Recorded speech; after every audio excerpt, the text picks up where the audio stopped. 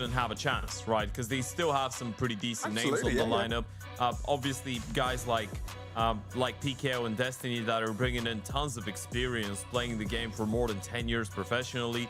Then you've got guys like GBB, like Detroit, that are putting a pretty decent level of mechanical ability, individual skill into the equation, especially Detroit with that AWP. I felt like the other day was one of the best playing players of Galorys against Shinden.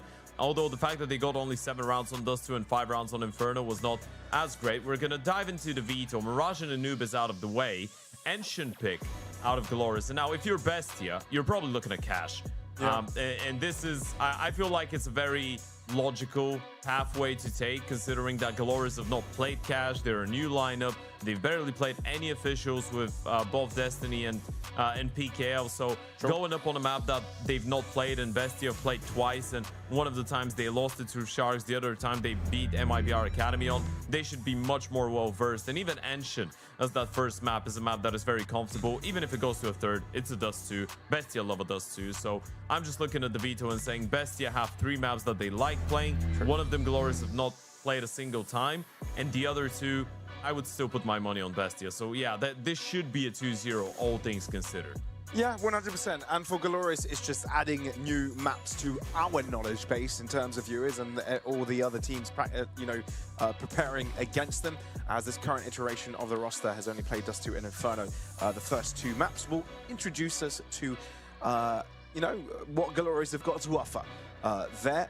But you're right, cash is where things get started and where things could become interesting. We both think Bestia are going to win, as we've already made our predictions pretty clear from what our analysis, Ted. We did say what is strong about Galorys are the individuals, but who should we have our eyes out on the most? Who should be the players that are going to make the difference if Galorys have a chance in the series? Ooh, that's a great question. I feel like the conversation is once again going to pivot back towards Detroit and GBB. I don't even feel like GBB got to show himself against Shinden, right? It was a very quiet series for him. He was the lowest rated player of the team, 0.69 rating. He was able to get 17 kills over the course of 2 maps. So I feel like with him and Destiny being the 2 aggressive rifles of the lot, they are the ones that need to step it up the most. Detroit has been pretty solid, so I feel like his performance is a bit of a constant. But yeah, Galorys definitely need a better playing GBB today in comparison to that previous game. Yeah, there's a lot of experience as well on the backs of in the backs of Galorys, right? PKL being around for so long, 32 years of age, and he's been playing high level at a long time. But you know, he can bring up experience, and with the likes of GBB, like you mentioned, still early doors in some of these players' careers. So look, I feel for Galorys, this is a great exposure tournament for them, right? This is a little bit of a newer project, and now you have an important tournament ahead of you, and a tournament where no one is thinking there are games to spare, there are games to waste. This is not a Swiss bracket. This is a gruesome double Elim bracket, which doesn't give you much margin for error. So yeah, it's exposure by fire for Galorys in this tournament, and I think that's the best way to get started with a project. Bestia is not going to make this easy for them, not at all, as we wait to get into the series. What's been the best thing about Bestia in the previous game? Because I feel like they themselves did not show their best form when you look at the game against Shinden yesterday. I mean, with Bestia, that Imperial matchup, I thought Thomas's individual performance, I think it was quite obvious that he's such a high-level, high-caliber rifler, right? And he's that type of a guy that you want to have as a star player. So that's why I'm actually quite happy that they've moved him into that new iteration of Bestia, into some of the star positions on CT sides, and he's a bit more aggressive on T sides, because he used to be an anchor/lurker. But he's got the mechanical ability to be a superstar, especially in that region. So yeah, you're looking at him, you're looking at Cassin, who was excellent on the AWP. Time to get ready. Oh yeah. Pistol rounds already started. Galorys on the T side. B-Pop coming up. Buddha's gonna catch them in their tracks. Not able to get a connection, and there goes GBB with the opening. No. For a moment, I thought they were going to ignore them, and they'd be doing a good thing to do so, but finally turning around and taking care of them. GBB also up in his opponent's faces. Maybe you don't need to over-aggress here. You've gotten the bomb down, and it's your opponent's time to try and make it work. What a shot from Destiny. A double kill sequence from him, leaving Budo to himself. No kit, no time, and everyone is running away from him. They don't want any of this. Not giving him any fight. And he gets given a chance to run away. So that is going to be that. Galorys end up with round number 1, and Destiny is on fire. Yeah, what a double kill out of GBB and a triple out of Destiny. We were talking about the aggressive pieces on that Galorys lineup. This is what happens when both of them get activated at the same time. GBB with the opener, Destiny going nuclear with the triple kill. And it felt like Bestia got a bit overzealous at a time there in the 3 versus 3, because they knew there was 2 players that were stuck on the left-hand side and towards square, and they tried to run him down one by one.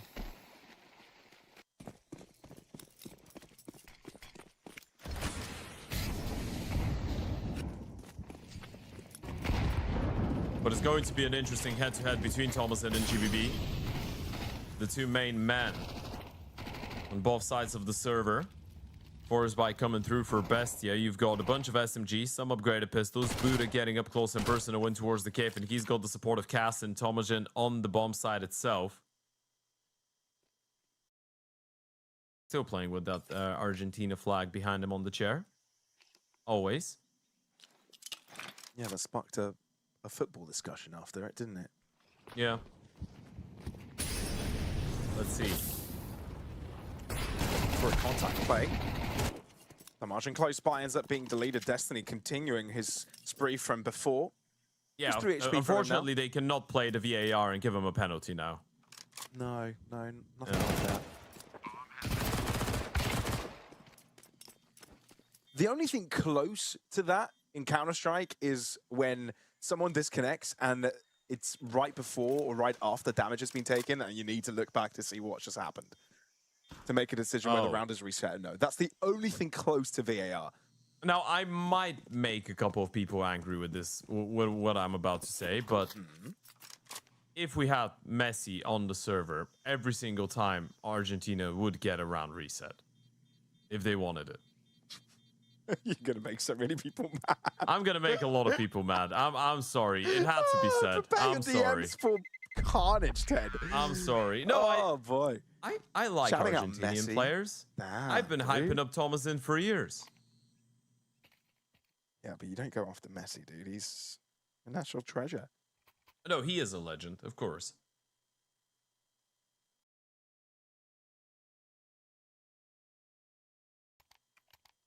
I just know my audience, Ted. Yeah.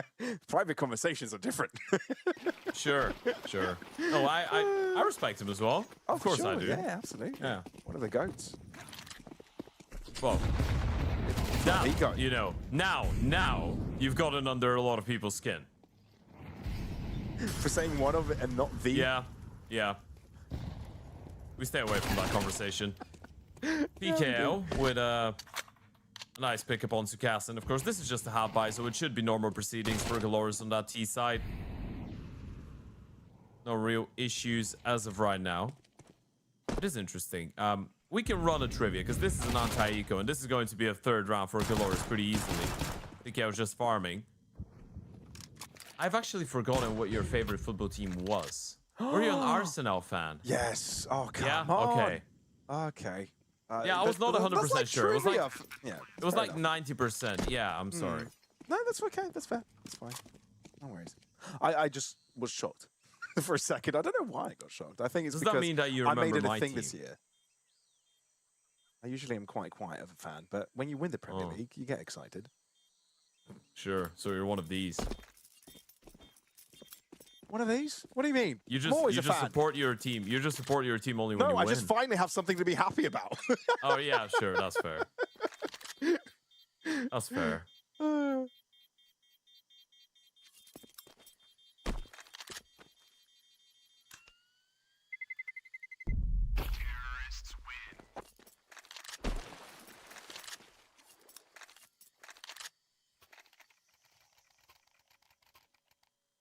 All right, then.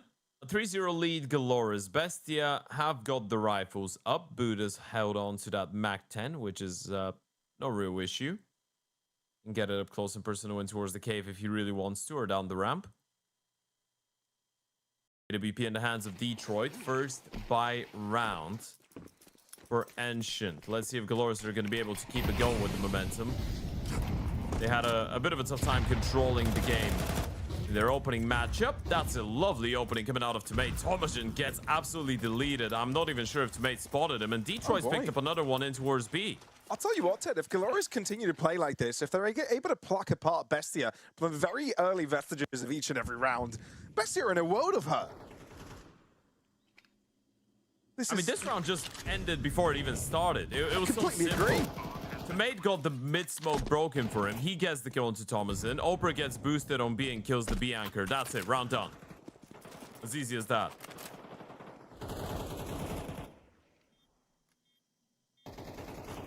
I'll just let you know, Pavlos. You thought I was going to get a negative reaction. The only comment I got in chat about this was Ted is goated. No, Jay, twice. You are goated. Oh, man. Nice. Not bad. I imagine that's because everybody is, every Argentinian fan is watching an Argentinian stream. Oh, no. We definitely have a bunch of them here. Terrorists win. Yeah, we do. But most of them are in an It's not like I said I'm a Tottenham fan. Now that I can get behind. It deserves a little bit of hate. What do we think of Tottenham? Yeah, that's exactly what I was thinking. What do we think of Tottenham? Thank you. That's all right. We hate. Sorry. We're not turning this into a football stream here. It's not a football podcast. We're watching Counter-Strike. I was just making a joke, you know. Although we've had some nice conversations over the course of the last couple of days, and yeah, you know, we had a few dad jokes here or there. Slowly but surely, Counter-Strike is going to become more and more important. There's going to be more on the line, so we'll have to focus on that a little bit more. But to be we fair, still have time to have fun. This is already a big result from Galorys. Stake already, a 180 flip, thinking that they've got what it takes for a map win here. No wonder with the good start like this. I do have something special prepared for today, by the way. What? If we get technical timeouts. Prepared for the tech timeout. I hope we don't get I'll let you know. Brute Force out middle.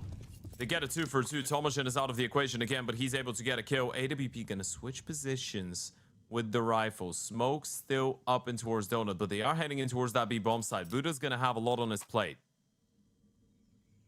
Yeah, the ult placement is relevant here. It's all down to Buddha.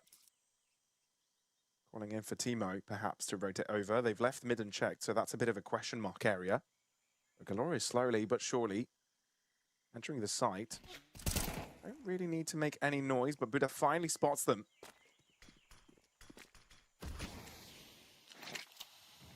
There they go. GBB ends up falling quickly. Bestia with a strong chance for the retake here. Detroit flashed over. Post up even more aggressively. Fair risk needs to be taken, but he's smoked off. Has to take even more steps forwards. Again, PKL, that's a double kill, low in health. And ends up with a triple clutch. That is fantastic for PKL. And Galorys are thanking him for it. Suddenly, this becomes such a dangerous map for Bestia. What a clutch out of PKL. That had to be their moment. It had to be their round. Look at that from Timo.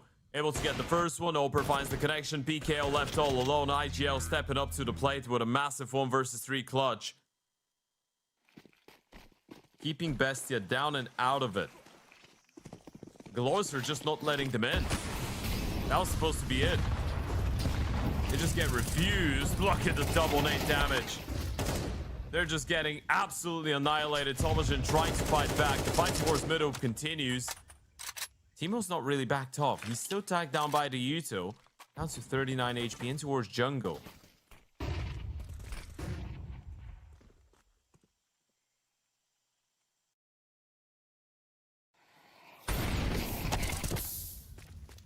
Timo, good answer back. GBB though, keeping things level. The Bestia, they've gotten so close, but no round for them yet, no introduction. Make the right call to heavily fortify this B site. Oh, they're walking through the smoke. Oh, it's a matter of timing. Thomason. Be careful. PKL still in shape. Look at GBB. He's found a tunnel. He's been able to chain those two smokes together, going all the way around. Oh boy, Kassin is in trouble. Down he goes. Galorys have been performing immaculately. That's such a change in comparison to a couple of days ago. And Ancient is not a bad map usually for Bestia, but Galorys on that T side have been elusive, so difficult to deal with. Look at the brute force in towards middle. Great shooting being provided by PKL as well. And they're taking chances, playing this one creatively, and it's paying off. My surprise, Pavlos, is that I asked ChatGPT to generate some Counter-Strike dad jokes. Oh, God. Oh, brother. I don't want to know. Maybe there's a good one in there. I don't know. ChatGPT isn't known for their humor. Why did the Oper become a gardener? Why? Because they were great at holding angles and planting. Holding angles part is strange. It makes no sense. It makes no sense at all. But what? All right, Buddha. Does he get one more headshot? Might actually cut it. Good effort. I've got a bunch of these. I'm just gonna be randomly. I've got a good one, Counter-Strike related. Why is an alt player, or why is a alt player always good at golf? Why? Because he's always good at landing on the green. I bet I could have gotten a better wording with that, to be fair, but Yeah, sure. PK and Detroit are turning this one around. That was a 3 versus 4 man advantage for Bestia. Again? It's now a little bit gone. 40 seconds on the clock. Bomb still dropped in towards elbow. Ooh. And yeah, Tomate should be a dead man walking, and he will. He was on 1 HP, so 1 bullet away from death. Thomason doesn't want to give his life away, and now they know exactly where Cassin was. They know about Thomason. So where do you go with this one? PKO is just hightailing it back in towards the B-bomb side. Time is very low, and PKO should be a free pickup. Detroit second guessing himself, not really sure where he wants to go with this. 10 seconds soon on the clock, so he needs to make a move on, and Cassin was repositioned very, very well. He's not got enough time. What an odd round. Okay, video. But Bestia able to see the early advantage that they received, even though the tiny upset in the middle.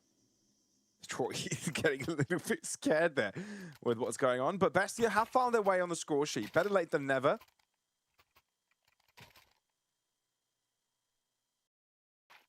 Reminder that 80k gear is our peripheral partner.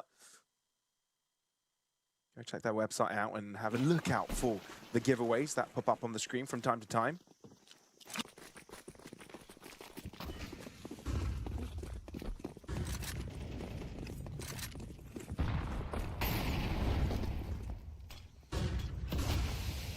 This injury will only block Galorys from pushing for a very small amount of time. To imagine wanting to walk in again and again and again. Nacho joins in on that. But Destiny is low on health now. Even though he finds one pick, he's in trouble.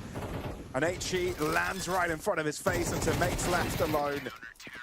That is a fast response coming in from Bestia, and it's only 3 survivors instead of 4 due to a team kill. Yeah, Buddha actually killed Thomason. That was a little bit funny. They were spamming the smoke, and obviously he was low on HP, but that's very good protocols being shown. Galorys are just trying to force the issue. Very quick, very explosive out the A-bomb side. Great work coming out of Thomason, though. Shutting them down. And we've got that disconnect out of Teemo. So that might be time for some more very bad dad jokes generated by AI about Counter-Strike.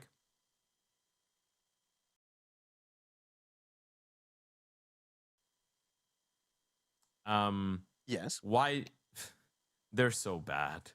I tried to quit buying rifles, but I have an AK addiction.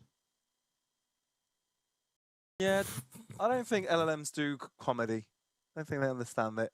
No, but it's so good because it's so bad.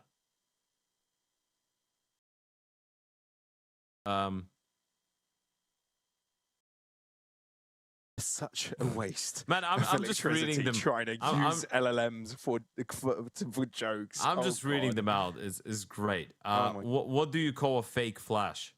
What? A bright idea. Oh, God. They have no idea how these jokes work. Oh, it's great. Bright idea. What the fuck?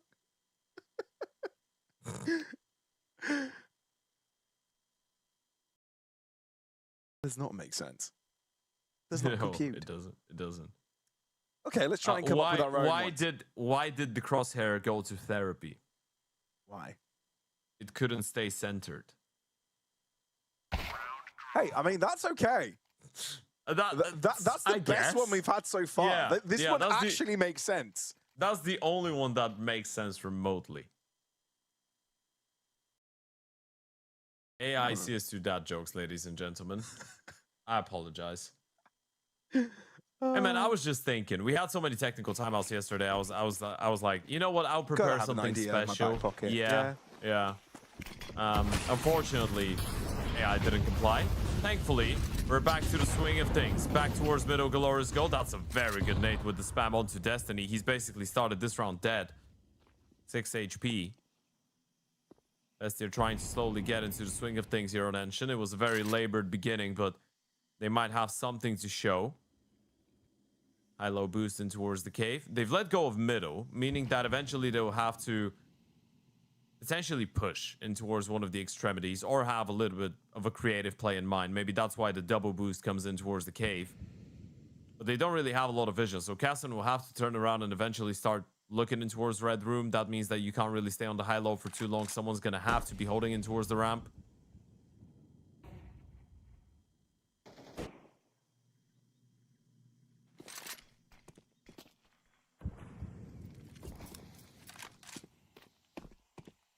That's a bit weird. They tried to throw a bit of a fake in towards the B-bomb side, but now they've been smoked off towards Donut, so they need to make a decision. Do you break the smoke and go through? Do you wait it out and go for a very late play? Bestia have read the situation perfectly. They're just rotating everyone back A.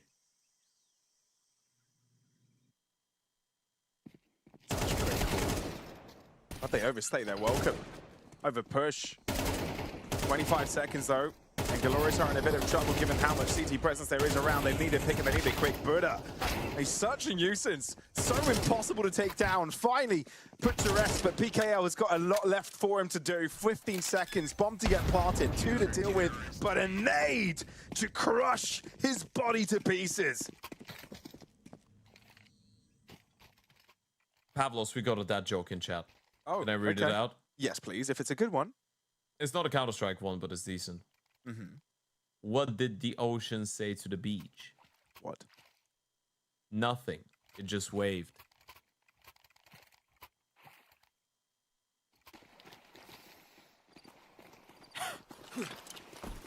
Hey, that was actually all right. It's better than the ChatGPT jokes, honestly. No, it definitely is. It definitely is. Sorry to do you like that, chat viewer. Chat viewer. What was that person's name? Cat. Cat. Cat with a K. Like that cat? Cat with a K? Cat with a K. Kit Kat.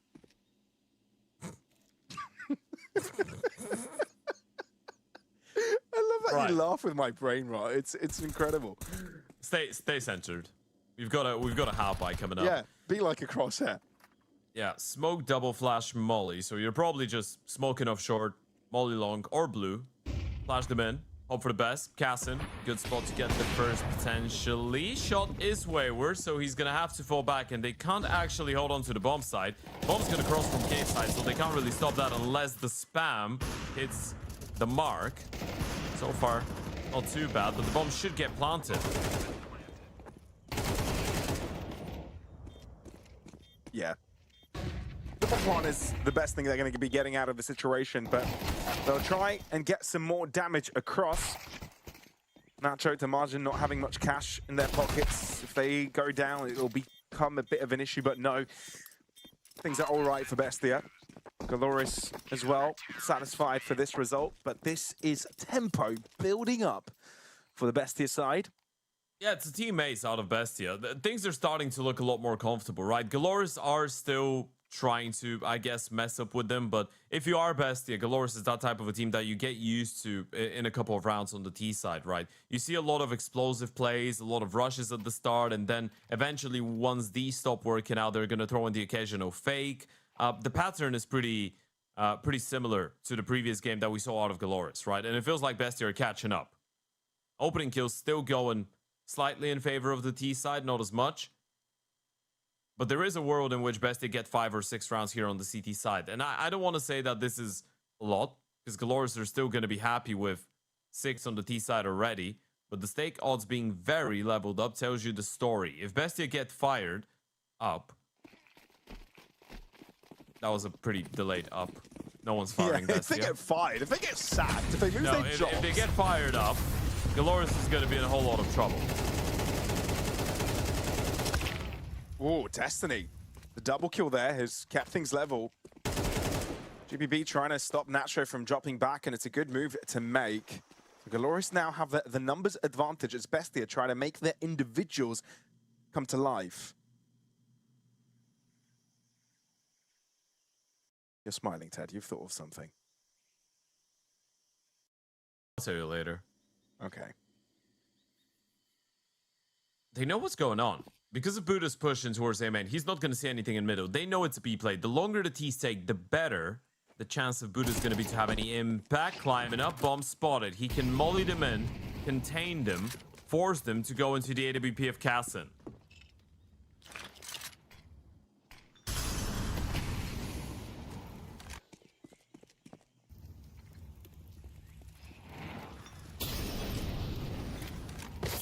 Could be a big nade.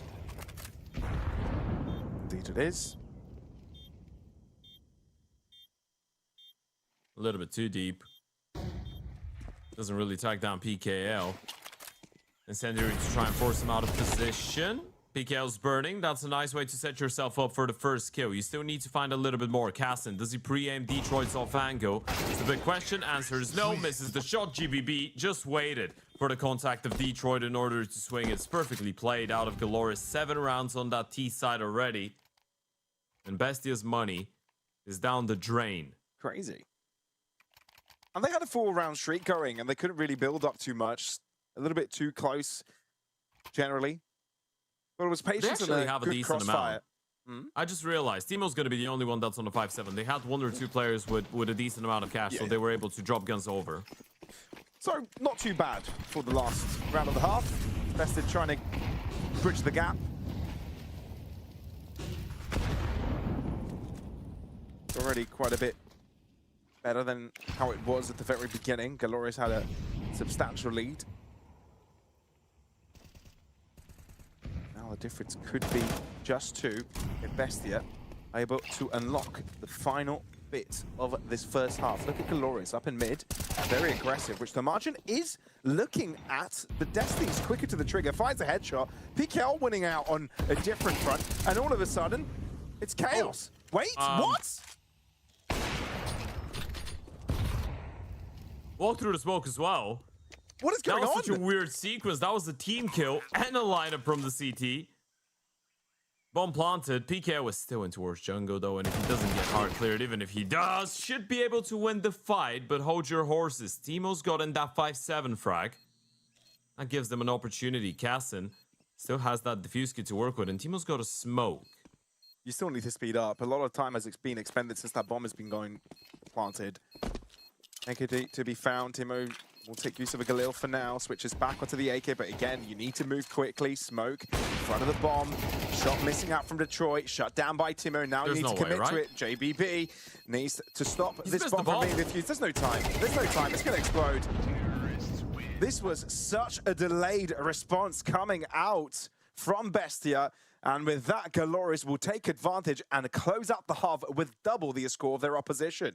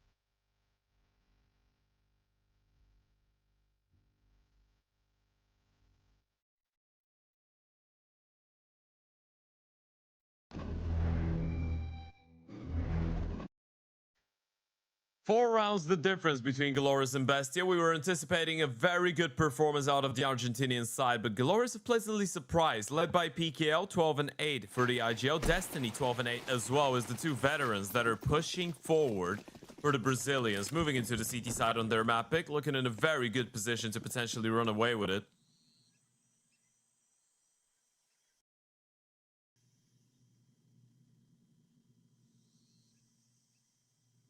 So, Bestia, still a much better outcome out of the half than what was the case initially. But this is a clear airside take. Domain's going to need help quickly as his teammates also blocked out due to smoke. Whew, nice shot. NHP though, and he'll have to take that with his chin up as a 5v4 retake is about to ensue. No defuse kit, but they do have the smoke and the flash, so they could either smoke the bomb or smoke one of the main avenues in towards Donut, maybe. Yeah, there it goes. Donut smoke in play. He can actually go high. Sending in the lowest player first. They decided to save the smoke. There he goes to mate. But look at Nacho, that's a brilliant sequence. Double kill for him, and now Detroit is trying to keep things competitive. Get found. And it'll be utilized to try and get on that the fuse, but Nacho keeps the ball rolling. Holy moly, the ace to start off the game. I have no idea how Nacho gets all 5 kills, by the way, but he does. There was so much going on, so many fights going on at the same time, but he's somehow able to turn around and get every single one of them, and that's exactly what the doctor ordered for Bestia. You get the pistol round on the board, eco round coming out of Galorys. They're not going to tempt fate with a force, not going to get tempted by the kills that they got. So this is Bestia with a very real opportunity now to get 6. Potentially make it a very competitive game. This is how much one pistol round could change in a situation like that.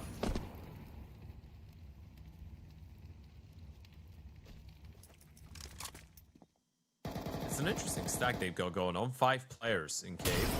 I wonder if they've got a Zeus or it's just the USPs. I think it is the USPs. Okay. See the players stacked up in get hunted down. Running out of ammo. This is expensive. They're still gonna probably be alright with picking up the round. Both GBB and Tomato are low on HP, and I think they're gonna be more than happy with just holding on to the Galoo and the Mac 10. It's not a bad eco though for Galorys.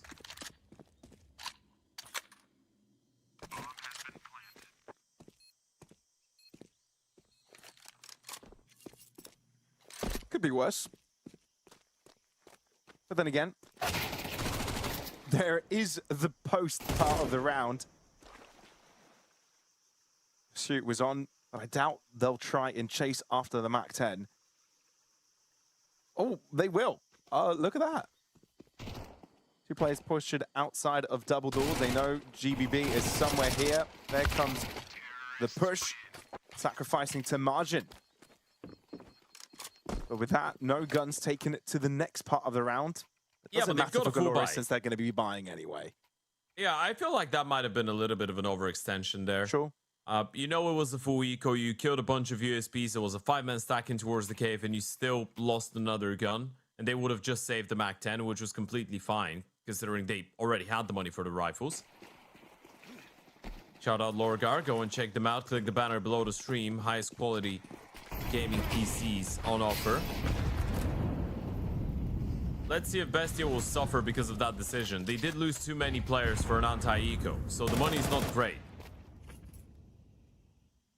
Still a dangerous situation that they find themselves in. Looking like a late mid retake. Destiny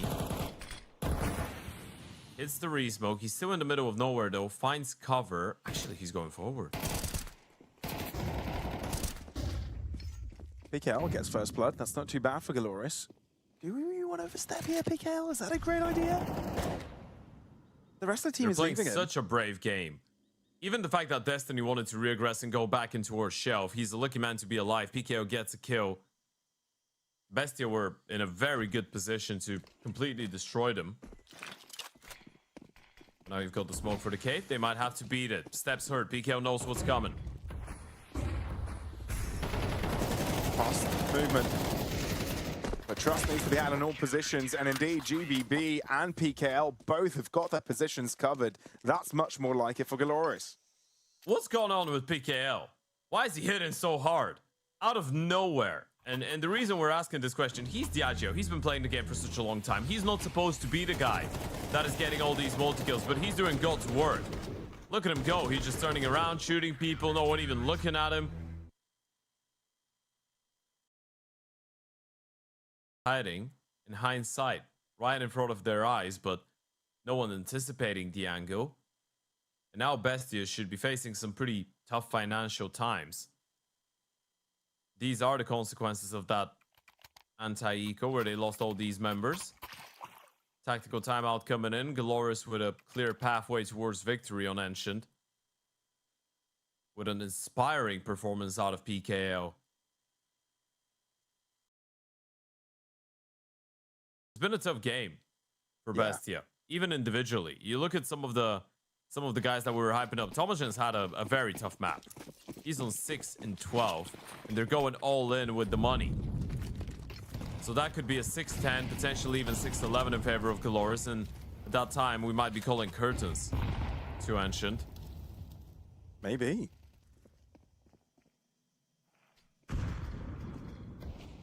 That's unless the B-pop works. Sure. It's crazy though, Ted, because this is an elite match. There's no time for messing around if you're Bestia. Push through. Oh, PKL is down. After an incredible sequence the past few rounds, he's the first to fall. And Bestia, off the back of that, have full site control and potential bomb down potential. They should still go for more fights, right? They don't have any utility. It's a very uncomfortable bomb site to try and hold. Double B's gonna come through. GBB holding Mouse 1. Somehow survives, somehow gets a kill. Oh, Destiny keeps it going. So, Bestia really far back here. Maybe through the smokes they can get something done. Spray across. No, it's just too difficult. It's guaranteed necessary steps taken for Galorys to guarantee double digits. And their opponent's force shoved aside. Yeah, it didn't feel like they coordinated that peek in towards long that well, right? It was the double peek with a flash as well, but there was more players on the bomb side that were not really on the same page, and it's such a good play out of GBB, somehow able to stay alive, even getting a kill, and Destiny providing another multi. We've just come from Destiny and GBB having a very tough series 2 days ago to them now leading the charge on Ancient and PKL having such a performance. Galorys in full force and full potential. Bestia on the ropes.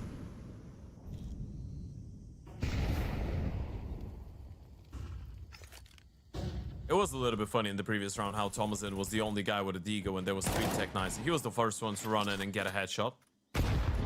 Unfortunately, couldn't capitalize on it. And now, they're probably just gonna get picked apart. Detroit has already opened things up. And for some good positions, Destiny gets another multi-kill, and it is the 2 veterans having the time of their life. Another hat-trick out of Destiny. He's now on 20 and 10, 2 KD, as Galorys are just 2 rounds away from getting this Ancient map in the bag.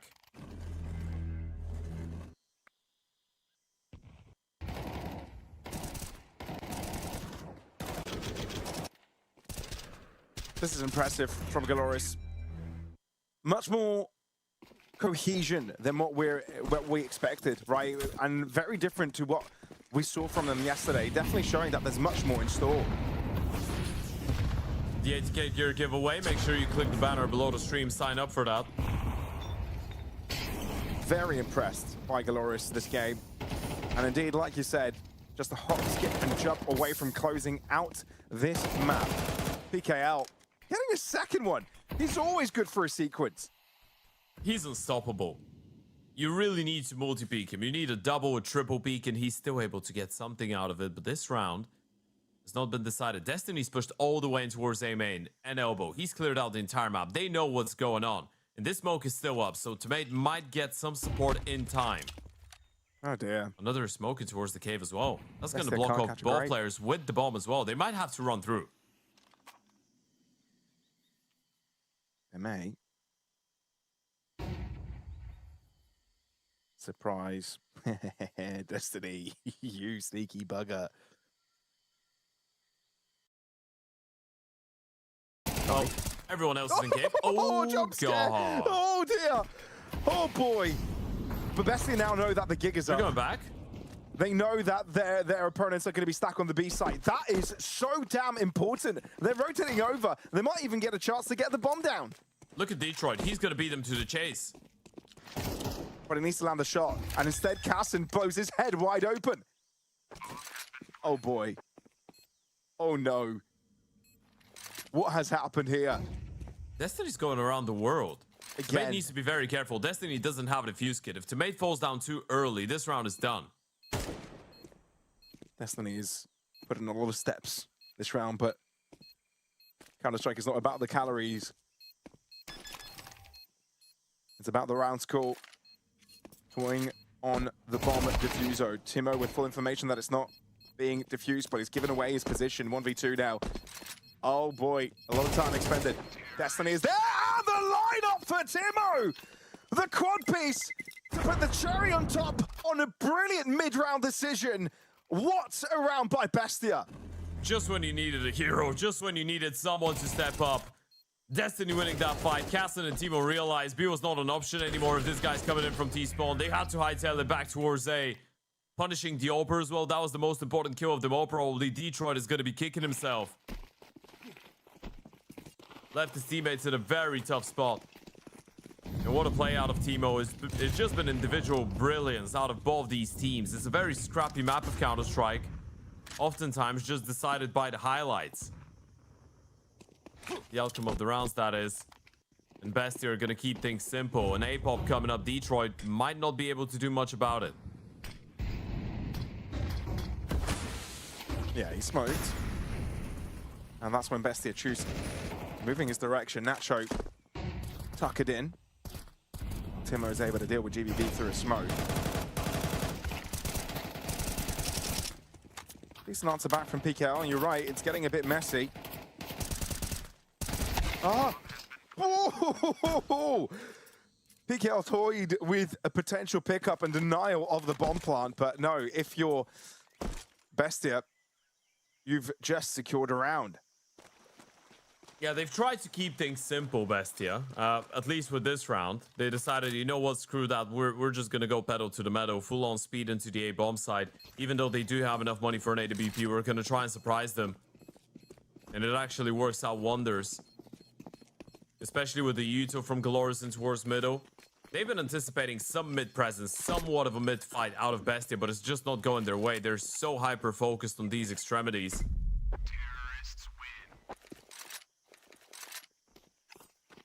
Slowly creeping their way back. Still a long way to go. But it doesn't feel impossible and implausible anymore. A potential comeback not that far-fetched. Even though Galorys do have a decent amount of money, right? So getting that reset onto the CT side economy, this is going to be a bit of a hassle. Especially if they keep saving as they're losing some of these rounds.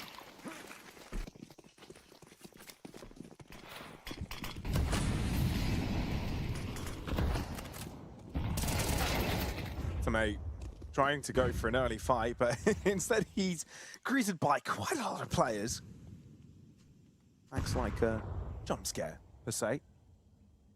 Tomashin's crossed in towards Red Room, and he's very quick. I think he realizes he's got a bit of a timing. He might try and go all the way, see what he can get away with. They've got a 5v4, so he can afford to be a little bit more of a risk taker, and PKL is going to come back thinking he's got this covered. Well, they no longer have Donut covered. Detroit is trying to pull up that position as well. There's a lot falling in the plate of Bestia. This is not even a conversation anymore. This is just a one-sided affair. Yeah, it felt like they just started picking up the pace a little bit more, although this time around it was just Tomate swinging. Maybe he anticipated that mid-fight out of the T's because of the Red Room and the Donut smokes and the one in towards Heaven. You probably thought they were going to be lining up with flashes, trying to contest middle, so you would be able to catch a bit of a jump onto someone. Instead, they're the ones that caught a jump on you. 3 people on his screen. a free opening. Tomashin's position, not even compromised, not even needed for them to secure the round. There's something with T-side Counter-Strike today here, Pavlos. Yeah. Something Teams about are it. struggling on the CT, but offense has been looking very good. A lot of it has been about being able to control the pace, play the style of Counter-Strike that you enjoy to play and feel that you're in control. It's got to play a role as one of the reasons why this T side has been such a prevalent side today. The teams competing very much enjoy having full control of the game and distinct pace styles as well. When they control interactions, things end up going in their directions. Timeout use here for Galorys as things are starting to get very dangerous.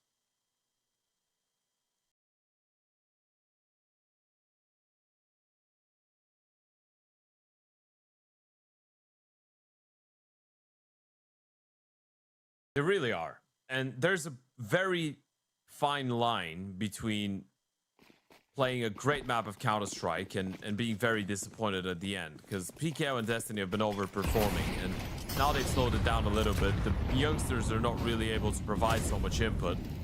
The odds out of stakes still heavily favoring Galorys for a win.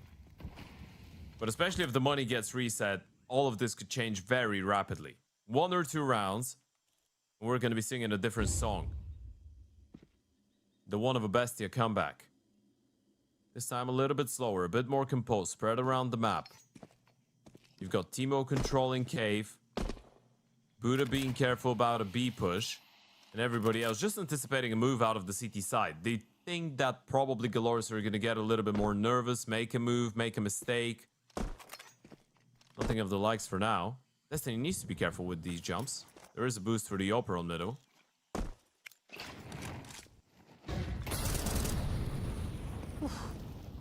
Nice flash out of Detroit. And a very necessary start to a round for Galorys. Feel a little bit more confident. Job's not done. And a triple player push. About to see a ramp confrontation. And PKL not quite ready for, but GBB is what a spray down. Anyone that appears on their screen falls into the mud with their back slapped. That felt like Merry Christmas. He was just holding mouse 1 and people were running into his stream of bullets. Look at that once again. Opening kill out of Destiny. Look at the spray. GBB just holding his crosshair in one place and everyone is running at him. We said that the youngsters were not providing enough support. Now, this is exactly what we meant. PKO and Destiny needed out of someone like GBB. And Galorys finally break through the mold. 12 rounds guaranteed. So worst case scenario, you've gotten yourselves OT. And might be able to ride that wave of momentum, close it out in regulation. Or not.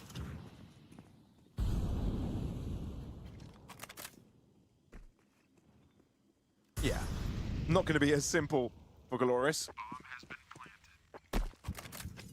Yes, they're going to give this as much as a try as possible. Sure, there's a little bit of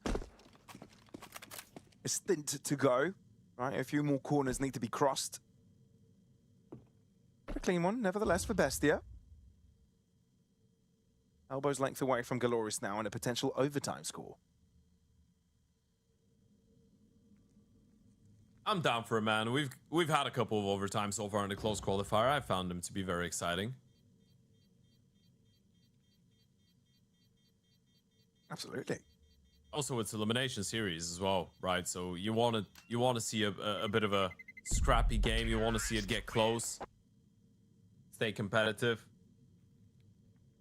I think definitely for Bestia, getting eliminated dead last would be a bit of a big hit. They definitely had some bigger expectations going into this one. They probably thought they were going to be one of the teams to be in the conversation to even grab the spot into StarLadder StarSeries Fall 2026. Also known as the StarSeries Season 20, of course. And now, you didn't get a map against Imperial. You might get a 0-1 deficit position against Galorys. You want to give it your all. you get given an opportunity, you might as well try and grab it by the horns. GBB, though, has been quite the nuisance and gets first blood from the very beginning. Makes a wise choice to drop back as the advantage has already been gained. Big opener out of GBB. And you're just navigating them towards Red Room. The CTs are going to be so ready for this. Oh, goodness me. You're right. Very prepared. Cassin here with the AWP. Something that Tomate couldn't quite anticipate. You've gained equilibrium. What do you do with it if you're Bestia? They still have no presence in towards the extremities, right? Even if you want to go donut, this is such a big risk. There's so many angles you need to be wary of. And GBB's here. Destiny gets taken down. Distraction play. So the trade comes underway. A side to be taken over here for Bestia, but they still need to make sure that there are no interruptions from PKL and Detroit. Are they saving? I think Looks they're like calling this one off. Yeah, money's so low. They don't want to risk having nothing going into round number 24. So Bestia have somehow turned this one around. Regardless of the opening kill coming out of GBB, I think it was the fact that Galorys wanted to reaggress middle, right? It is the fact that they wanted to be proactive when they had that man advantage. They were gathering up, but the Opera was holding. Tomate walks in. GBB couldn't really get a response back. Then you get a free opener onto Destiny and towards Donut as well. GBB tried, but couldn't do it by himself.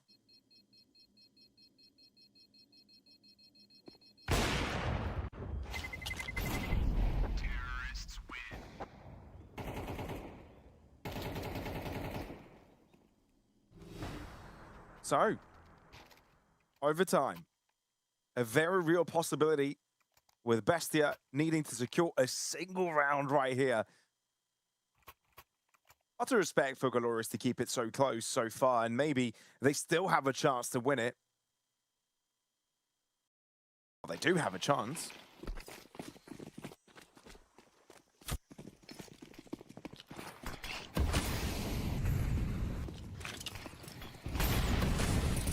Early mid push coming out from Galorys to make, putting up the pressure, and Timo quickly figuring out how to deal with that. Oh! And he wants to take it even further. Destiny was barely visible, but Timo able to thread the needle. Look at GBB. He's got the bomb right in front of him, but Cassin's prepared. And Bestia have said, hell no. We're not letting this map slip. We're gonna fight for it, bring it back. Send it into overtime. And this is going to be disappointment, despair for Galorys. They were so close, had such a comfortable lead. It felt like the performance of Destiny and PKL would be enough. But the moment that they slowed it down, there was no one else stepping up, taking the initiative in their place.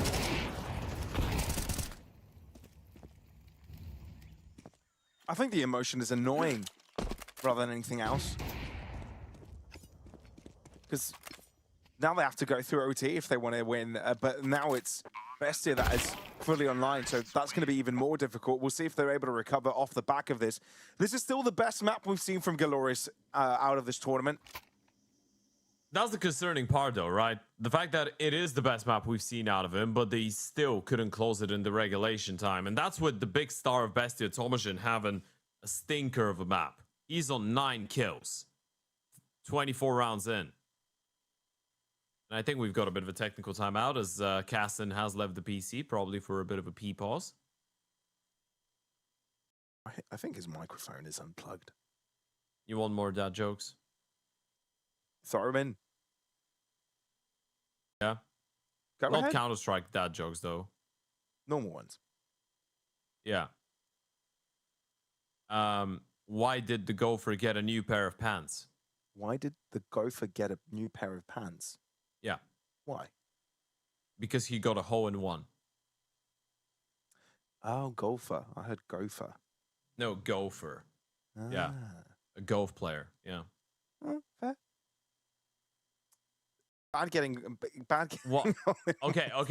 Hear me out. Sure, yeah. Why can't you hear a pterodactyl go to the bathroom?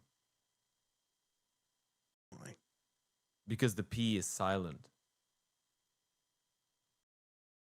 But it isn't. Oh, it is. You say pterodactyl, no? Pterodactyl. Do you pronounce the P? Are you Yeah. sure? pterodactyl. No, you're ruining the joke. No, you're ruining the joke, Pavlos. I'm not gonna stand for it. I'll just move on with another one. The P isn't silent. Come on, did you make this up, or is this an actual joke? It is an actual joke. Ah, I've always said pterodactyl. I thought it was silent. I thought it was to be just fair, pterodactyl.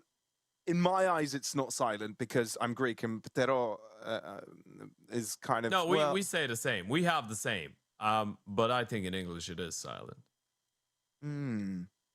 All right, I've got another one. Pterodactyl. No, I think it's pterodactyl. Anyway, that's what I've been saying. Continue, please, continue. Right. I have a very bad one. Very bad one. Do you want it? I'm waiting. What is Karate Kid's favorite drink? What? Wata?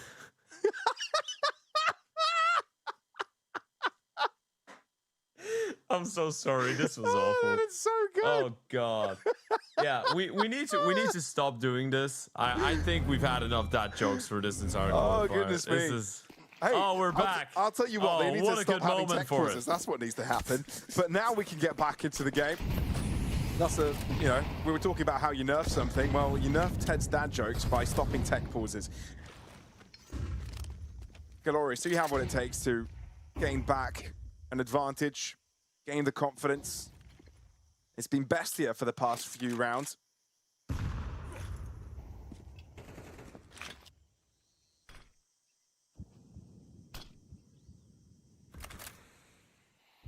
Slow and steady for Bestia to get things going. Mid pressure exerted as Destiny takes a gander forwards. Bestia fully respecting it, not really wanting to be forward facing at all. Huh. Really gets caught. Timur only good for the one after the smoke being faded. Detroit cannot connect the shot, which means Bestia receive an opportunity to square things up, even if it's for just a little bit. Bomb picked up. You've got 45 seconds to work with. You know exactly where Teammate and GBB were. You also baited out the op shot. Here goes the jump spot. Now you know the opper's on A. One more rifle's jumping in towards middle. So you've got one player on B. And that's going to be a rifles also. This is a good decision out of the T's. 25 seconds though. And GBB's position is a very powerful one. He's going to hear them making their way onto the bomb site. Are they going to be anticipating it? And they've been smoked off. Oh, this is so tough. There's no way they're turning this one around.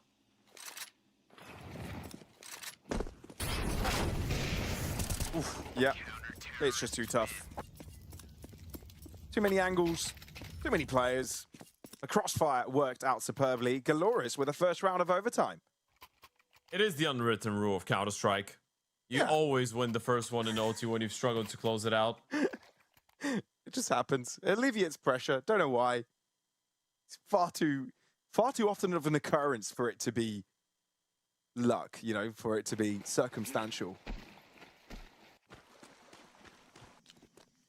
There's a causation or correlation somewhere in there. Ooh, double molly, double nade. Nacho just gets deleted by Yuto. That's one way to start off a round. And PKL's in a good position. Timo goes down as well. Something's happened to Galorys. I don't know what it is, but overtime, it feels like they're right back at where they picked up and where they left off a couple of rounds ago. They started dominating once again. PKL's getting multi-kills. GBB's there for the support. Galorys is looking impeccable. Well, look at GBB. He's smiling. Wide grin. Ear to ear. Galorys feeling confident once again.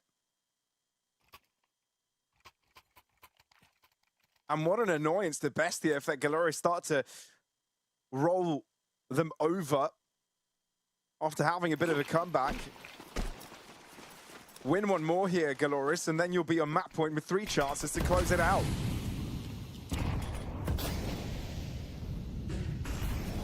You need one round. At least one on the board if you want to have an opportunity for the second half here, Bestia. Otherwise, this could be all she wrote. Look at the rotation. They've got the triple setup. PKO inside of the cave. I think he's realized he's going to be all alone. Still takes that aggressive angle. Two of his teammates in towards long. Just playing that bait and switch. Especially if there's no Yuto on the T side, but they do have that one smoke. Thing is, Long is not going to get smoked off. It will get probably mollied and flashed though. And BKL is going to have a lot on his plate. Oof, Tomazen. Getting the first blood here is important for Bestia, but they still need to get a lot done. A minute on the clock, and there's a rotation all the way around Destiny and the opposition spawn. Cassin's holding for it. Thing is, eventually he's going to have to turn around and join up with his team. Oh, timing is key. Destiny could drop the bomb there. Oh. Oh, God. They were checking it a moment ago. Cassin is able to pull up the pieces together. But JB Beast has a chance to push himself as well. The bomb is on the ground. Cassin can't pick it up for the life of him. Even though they've gained full A-side control, a lot more work needs to be done. It doesn't mean anything. 25 seconds, Detroit is running back, but now he's heard the steps of Buddha, and he's in such a weird position, never getting cleared out. Wow. Tomate and GBB find two more. Galorys with a perfect CT side half on Ancient in overtime. This is frustrating. You could tell on the faces of the Bestia players, after doing such a great job to get things to overtime, Galorys have a flawless CT side, 3 rounds. And they weren't that particularly close either. Very decisive.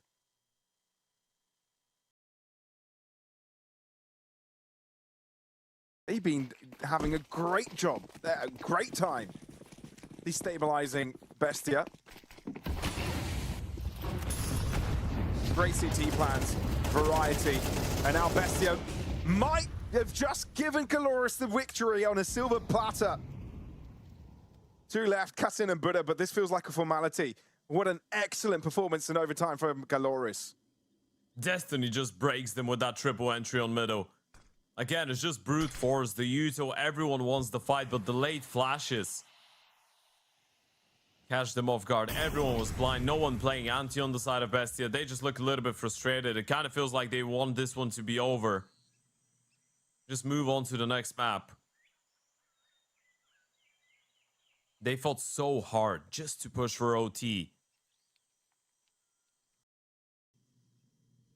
It's definitely been a map to forget for Thomason. I can tell you that much for free. And Galorys, they don't want to risk letting this one slip. They've just paused, allowed PKO to walk out of B. Search for contact. The moment that he spots one player, they're going to start making their way out on A as well. Buddha gets that kill, but it doesn't really matter. No. Look at where Tomate is. Oh? Oh. Okay. Right. So no all of way. a sudden we focus in. No way. A 2v5, boys. A 2 versus 5. Low HPs. This is still a tough one for Bestia. On the bomb. He's sticking it. Oh. No, he isn't. But also Galorys, no. We're trying to take the fight aggressively towards JBB, but I think that is done. That's curtains. That lady is coughing, warming up her throat. She's about to sing. And when that happens, it will be over. 16 on the board for Galorys, as if it's CSGO. And with that, they'll be taking the victory in map number 1 of the series against Bestia. What a great performance. That was honestly inspiring out of Destiny and PKL. Destiny ends the map on 29 frags, and that was probably the best map of Counter-Strike I've seen out of him individually in a very long time. On the openings, on the aggressive rifle plays, there was that very serious hiccup where they couldn't really close it out in regulation, and that was a little bit worrying, but then it felt like it didn't really phase them, right? The moment that they went into overtime, it's kind of like the entirety of the pressure just faded away, and they were able to regather their thoughts, get back into the swing of things, and overtime was perfect. Destiny, PKO combining for 53 kills, that's a blast from the past. It absolutely is. And Ted, I feel like this is a massive, you know, a hill to climb for Galorys, because yes, we were talking about this was their best performance so far on any map we've had in this competition, but it's also them experiencing difficulty. Yes, they got the ball rolling quickly, but there was a comeback in the middle. It was Bestia that had to force overtime, but they snapped their fingers and they were right back in the server, fully focused, fully determined. They were going to make this map theirs, and that's exactly what they did. Yeah, and now with Cash coming up and the individuals firing on high cylinders for the side of Galorys, this becomes a very uncertain series for Bestia, right? Because Cash is a map that they've not played Galorys, so technically Bestia cannot really prepare in a very efficient way, and going into that one, unless we see a massive resurgence out of Thomason, I feel like they're still going to struggle. He had a very worse forward map, and it happens. But when that's your best player and usually the big star of the team and one of the guys that is playing all the star roles, it definitely shows. And Thomason himself looked a little bit frustrated. He's going to need to try and fix whatever has been going wrong going into that second map. Yeah, it's hard to believe the series is over. We definitely have more in store between Bestia and Galorys, and we'll be finding out how that brawl goes right after this.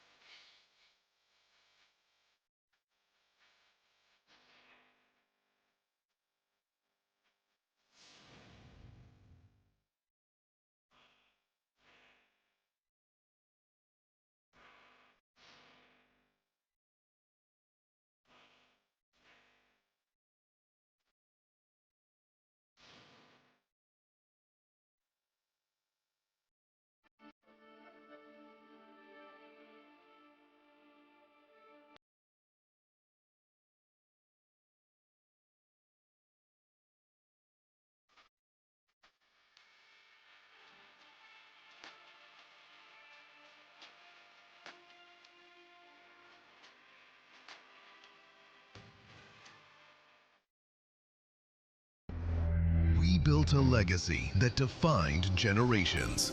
But history only remembers those who survive what comes next. Okay, that's some resistance. Okay, maybe you can. Eating my words as Faster. It's bullets.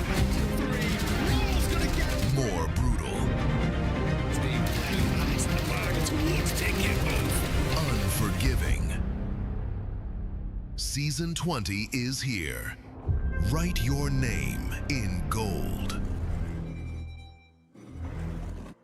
The close qualifiers of South America here at StarSeries always have surprises, apparently, and Galorys have just brought back just another one.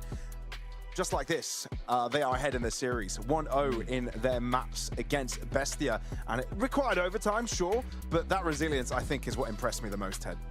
Yeah, I think it was not really on the cards for them to get into that winning position in the first place, but then they did it. They couldn't close it out, so I was thinking maybe this was it, right? That was their opportunity. We've seen that happen a number of times where the underdog would get into a good position, but then they wouldn't get the final round, and at the moment that the opportunity slips, it's kind of gone, right? And then the game goes into an overtime and you're unable to recollect yourself. For them, it didn't really feel like that happened. It was quite the opposite. It's kind of like they had the pressure that they need to close out the map, but then the moment that the game went into overtime, something in their mind just changed, and they were like, well, you know what?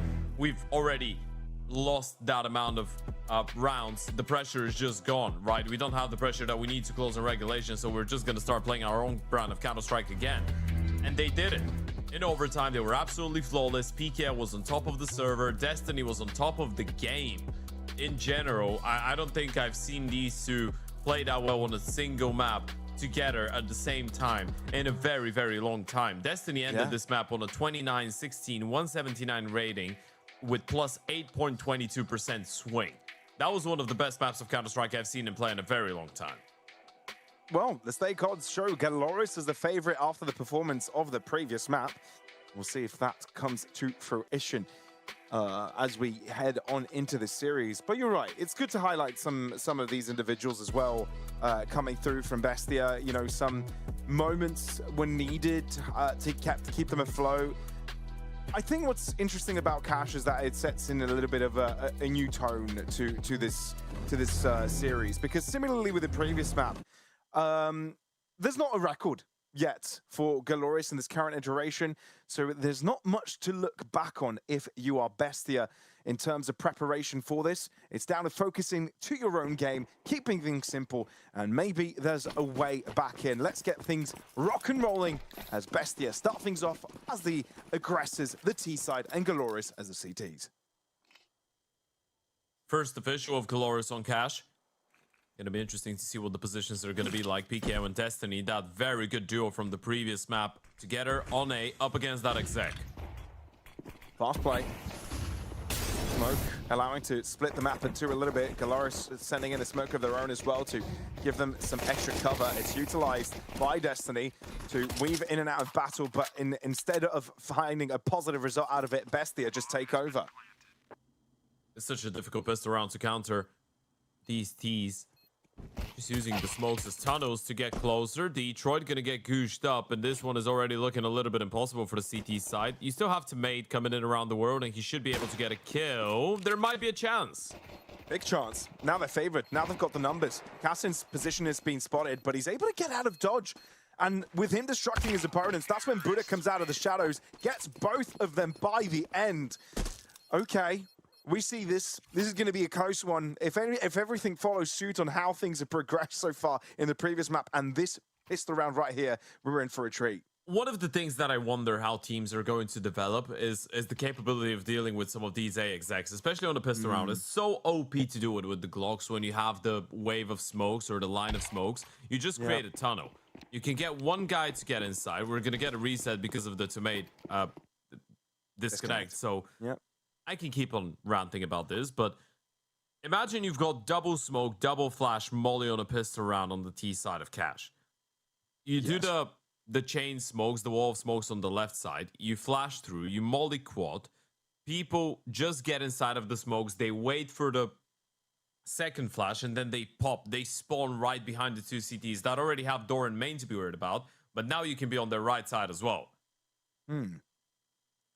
It's It is a pretty impossible bomb site to hold against the full-on exec. It's very tough. You need to have someone in towards fork, try and stop them before they make their way out of main. If they make their way out of main and in towards the bomb site, you're screwed. You can't do anything. You can't fully stack it either, because then retaking B is an absolute nightmare as well. So damned if you do, damned if you don't for the CT side. Yeah, it's one of these maps that I feel like are going to keep getting more and more T-sided progressively as the game develops on it. I feel like at the start it was a bit CT-sided for some teams, but that was because people hadn't figured out how to play the T-side efficiently, but now it's starting to show slowly but surely. Yeah, plenty of ideas around. They spread out. Solutions will be created on the CT side, don't get me wrong. I feel like that's also going to happen at some point. It's just the fact that both bomb sites are so difficult to hold. That's and true. then A is Difficult to almost retake. impossible to hold. It is retakeable. B is a bit more easy to hold, I guess, but it's nearly impossible to retake. So there is some balance to it, but there's always one part of it that is very difficult for the CTs.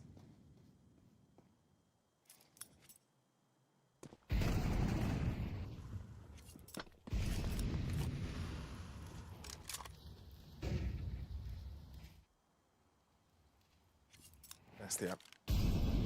Double-sided approach now towards this B side. It's read nicely from Galorys. Out of fence, in from main. Multiple players present in checkers as they start to break through. But PKL's done a great job to keep the scales even. GBB's also been spotted. Destabilized by the Molly, but out of the open, he is dangerous. You need to be careful of your back line. Destiny toying with him. Bestia are struggling. Oh boy. PKL down, GBB taken out as well, and Bestia have gotten themselves back in it. What? He's got a rifle. Hold on a second, able to get one. But shut down by Casson. That was very, very close. He didn't know that both these players were onto the bomb site. So you can just drop down. Yeah, pick up the rifle. Make it very expensive. That was a straight up B stack out of the CT side with a boost as well. Great work out of PKL with a double. That one deke out of GBB was nasty. But it's a good recovery. The follow-up damage onto Caston as well. 57 HP between Bestia and a complete disaster.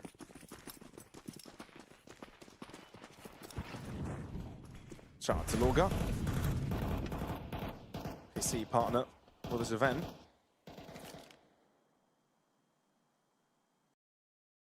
Very, very close. Round number 2. So the force buy does keep Bestia humble. Nevertheless, the round 1 as we enter the next. Very silent to get things going. Buddha holding the bomb in the middle of the map. It feels like Bestia are waiting to see if Galorys try and go for something aggressive themselves with the pistols. Although quite difficult to do on a map like this. Not many options.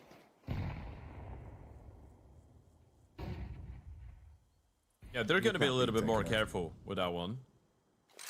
Exec coming through. It is interesting because we are looking for new things as well, right? Even in these types of matches, oftentimes tier 2, tier 3 teams are the ones that come up with the most creative stuff on a new map. They get to play more officials. They get to play maybe even more cracks. Thomason is coming in from behind. It's a good triple kill, getting that confidence up. Had a bit of a tough previous map, so these kills are definitely going to serve him well. Good cash boost too. Yep, that's the confidence we're in. Sounds about right with that distance. 0 for Bestia. Galorys not able to do too much damage on that one, but here comes the buy round, right? What concerns me though, Ted, is that one of the main reasons why Galorys had such a great map on Ancient was their early start, right? I think they were 6-0 at some point. If they're not able to produce that against a team like Bestia, holding on to the game, it's going to prove difficult. Fast point. play into A, though. No messing around for Bestia. Big change of pace now entering into their opponent's buy round. Tomato answers back, but Destiny needs to be cautious. And he stabilizes nicely. Paired up with PKL. They are an unstoppable force. One of the main questions I feel like going into that second map would have been, are Destiny and PKL going to be able to replicate to even 80%, some extent, their performance from that previous map?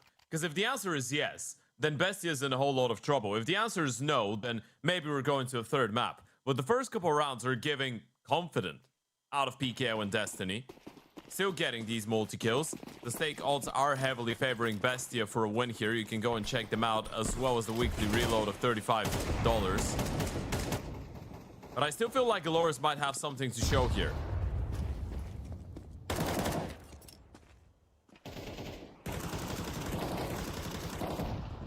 Spam going both ways. Brave man Buddha. He's down to 22 HP, keeps spamming. He was very committed. Going all in. So, BBB takes the bad end of a trade early as well. But first blood falls to the hands of Detroit, and that was a very isolated Nacho. The main fight is towards the A side. Nothing else spotted towards B, so Galorys getting ahead of the curve here, spending players in this direction. And it's a fast play. GBB, confident. Wants to keep it going. Point blank range for this opening. If you're Bestia, you're calling this off. You're running away.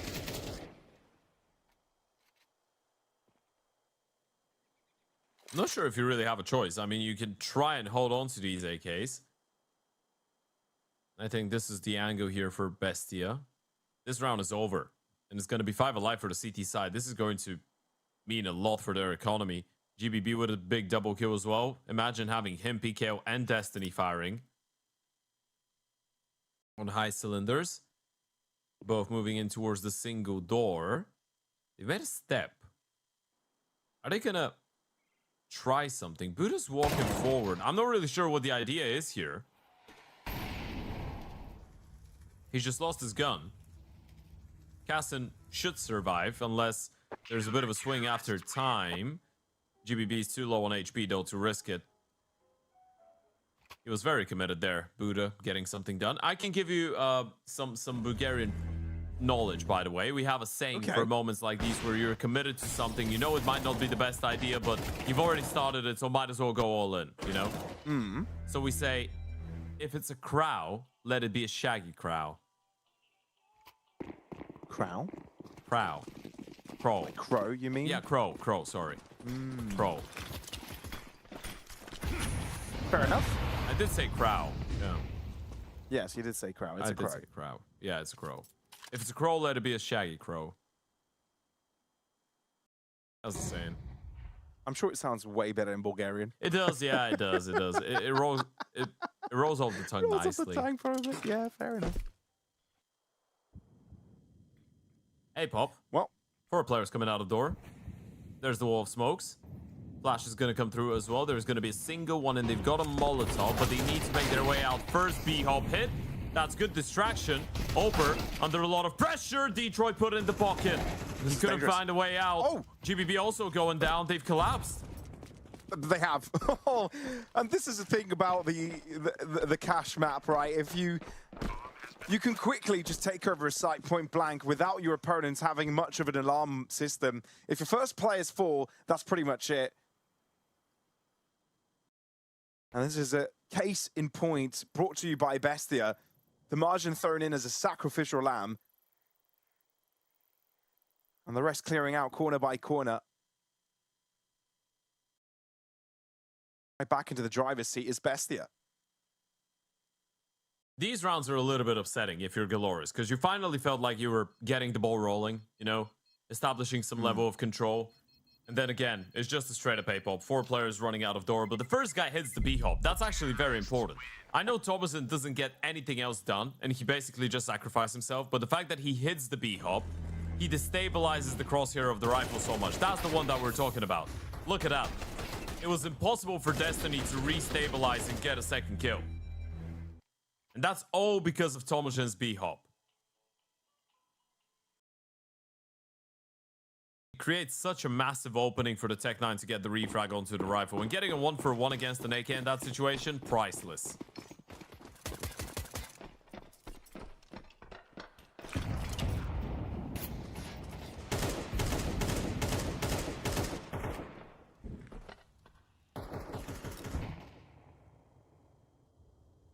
That's a good adjustment. That's one of the ways that you can counter getting abused in towards that A-bomb side out of door and out of main. You just throw in a little bit of aggression, have a player planted inside of main so he can stay there, be a bit of a reassurance policy.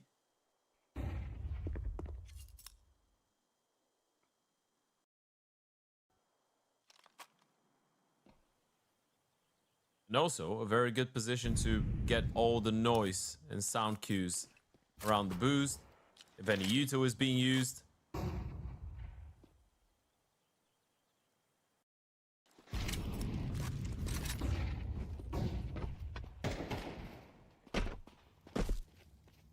Destiny's got a lot of information. He's heard these players run away.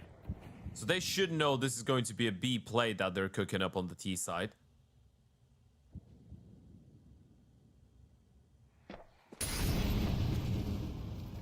Here they come. This is quite the decent hold for Galorys. That nade could be juicy as well, and Checkers, and indeed paired up with the spray power of PKL. It does get the job done. Low HP bar onto mate, but still holds on to his life. Nice on Destiny. Follow him. He's got the round in the palm of his hand.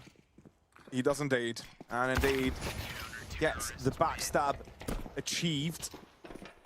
Galorys never gave up space, but also closed in on Bestia at the same time. That's a rough time for them. Yeah, you know what? It's very nice having these pocket plays with the pistols and, you know, the set pieces that are going to be able to upset the CTs every now and again. But when it comes down to the full buy rounds, it feels like Galorys have found a whole new level of comfort. They started playing very good Counter-Strike out of nowhere, and I think Bestia were not ready for it. Shout out 80K. Go and check them out in the banner below. Best peripherals out there.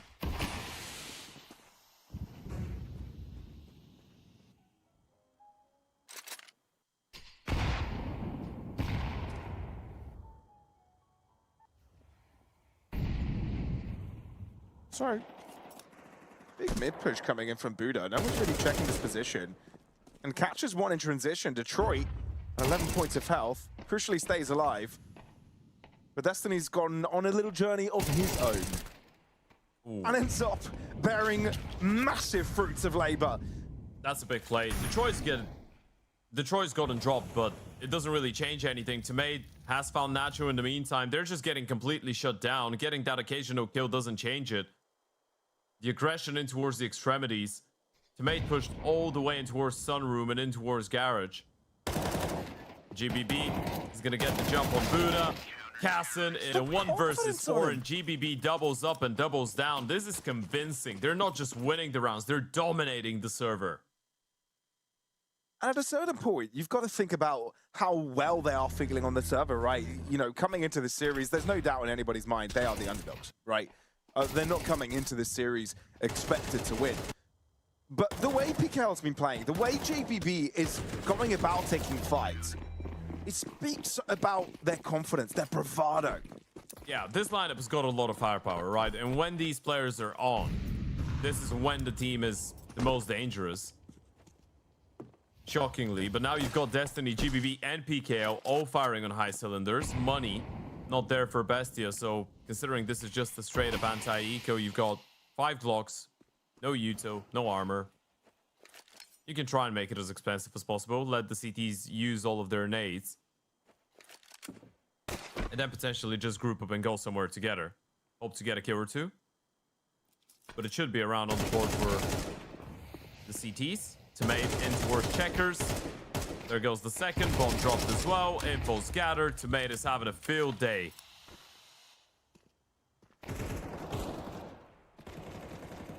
Imagine getting devoured by a tomato. I don't want to. Thank you very much. Tomato. Are there tomato plants in Plants vs. Zombies? I think there is. Right? It's the explosive one. You brought me back years with that reference. Plants vs. Zombies. That takes me back, way back. Great game. Yeah. Yeah. Shout out everyone who's played the first edition of it. I think there's a very controversial part about that game. Are potatoes actually good plants or not? Sure. GBB, Detroit, both What's going on? getting the first couple of picks. This was Bestia's reinvestment into the game, and they are being picked apart. They're being It's not farmed. even fair at this point. Yeah, it feels like they're trying to take different points of contact around the map, but every single one of the individuals is just losing their fights. Mid player's getting annihilated. Boost player gets deleted straight away. Emo in towards the door. Able to take down the AWP. There's been a couple of these fights for Detroit. That might have opened up a slight possibility, but GBB's been so solid, and he keeps it going on the multi-kills. There goes Destiny, another round with 4 alive. They're not winning them with all 5, but it feels like most of these buy rounds, Galorys have not lost more than 1 player. And this is starting to get very worrying for Bestia. This is elimination on the line. You drop this map, you're out of the qualifier, and you're out dead last as well. And for a team like Bestia that had all of these high expectations, they were probably expecting to be going toe-to-toe with teams like Imperio, like MIBR, like Legacy, or Fluxo, sorry. I'm thinking, yeah. Legacy's not here. I was just thinking Sadzin, and that made me think of Legacy. That's fair. But yeah, you get the point. Bestia had high expectations going into this one, and now they might be going out dead last, which would be a big disappointment for a team like that. And the stake odds are starting to slowly shift. They're getting leveled up. Soon enough, if Galorys keep on racking up these rounds, they will be the favorites. I think they'll need to create quite a buffer for themselves on the CT side, because Bestia is not a team to give up like that. And when they themselves switch sides, things might get uncomfortable. You were talking about the fact that this is a bit of a T-sided map nowadays, but the unpredictability of what can happen on one's attack is something that you can't quite account for. Cassin, good trade back on the Tech 9. If they win themselves a pistol round, Again, I think you can call them back. Very possible. yeah. These have been the only rounds that they've been able to get their hands on, right? The last one they won was that A-pop in towards door with the pistols again. Destiny's going on a mission. Should hard clear the right-hand side. Oh, he's not. That's a bit of a mistake. Surely not again, right? Big nade. Big molly. Detroit can hold them back from crossing, but they don't need to cross. Oh, elbow spotted enough to put Nacho to his sleep. The margin adding to the complication, though. And if you're Galorys, you need another pick to feel like you've got this, and now they do. It's just the pistols left, and Castan is low on HP. Buddha will have to do God's work on that pit to 50. He doesn't even have armor either. Yeah, he's trying to keep him busy. And might allow Castan to get out of the shadows. Boy, Buddha, he's dangerous. And Detroit is drawing out his pistol as well. We're all of a sudden in round number 1, everyone with pistols, but this round is done. They bought enough time, and Bestia win yet another pistol round. Yeah, they should be thanking their lucky stars. That's the only reason that they've got somewhat of a chance here on the T side. They've won the pistol round, then they won a half buy, and now another one. They've been getting absolutely demolished when it comes down to the full buy rounds, but it's all of these conversions that Galorys are unable to get that are haunting them. I mean, look at the rounds that they've won. It was the pistol, the anti-force, the anti-eco, then a half buy, and now another half buy. They've not won a single buy round. Not a single time have they won a round where they've had the guns and Galorys have had them, but it still could be a tight scoreline at halftime.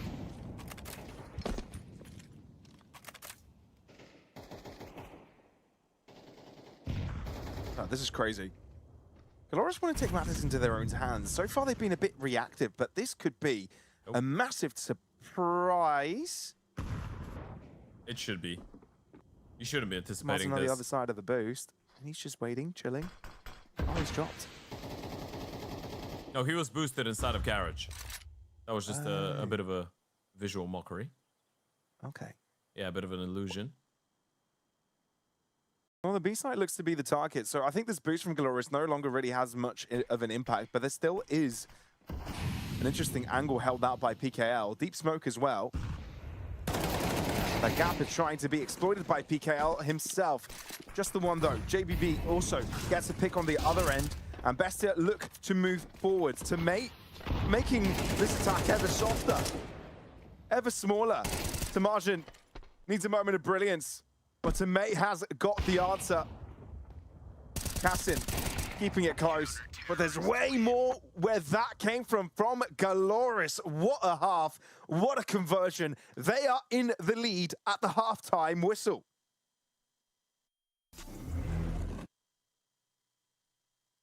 7-5 for Galorys. Surprises continue, as not only have they won the first map, but they are in charge currently. Will Bestia be able to turn things around on the SAT side? We're about to find out. Yeah, 7-5 might not really be the most accurate representation of how comfortable Galorys were when it came down to the buy rounds. They didn't lose a single one in the first half, but Bestia were still able to get away with 5. And now we've got Galorys on that T side. It's going to be the exact same pistol that Bestia run on their T side pistol. Doesn't work out the same way though. There's no one on the bomb side itself. They're playing this on a retake setup, and they do have the defuse kit and smoke on Timo.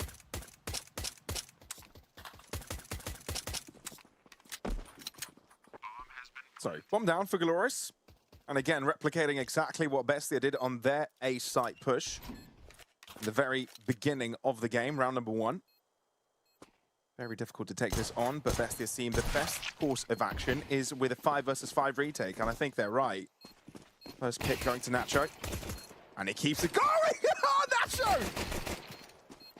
He's gone berserk. But JBB wants to go even further ham. Bomb's not within vision of PKL. Oh, goodness me, what a sequence. But it all gets unlocked due to Nacho's brilliance. Hold your horses, by the way. This is a triple kill out of GBB. He's going to have just about enough money for an AK armor.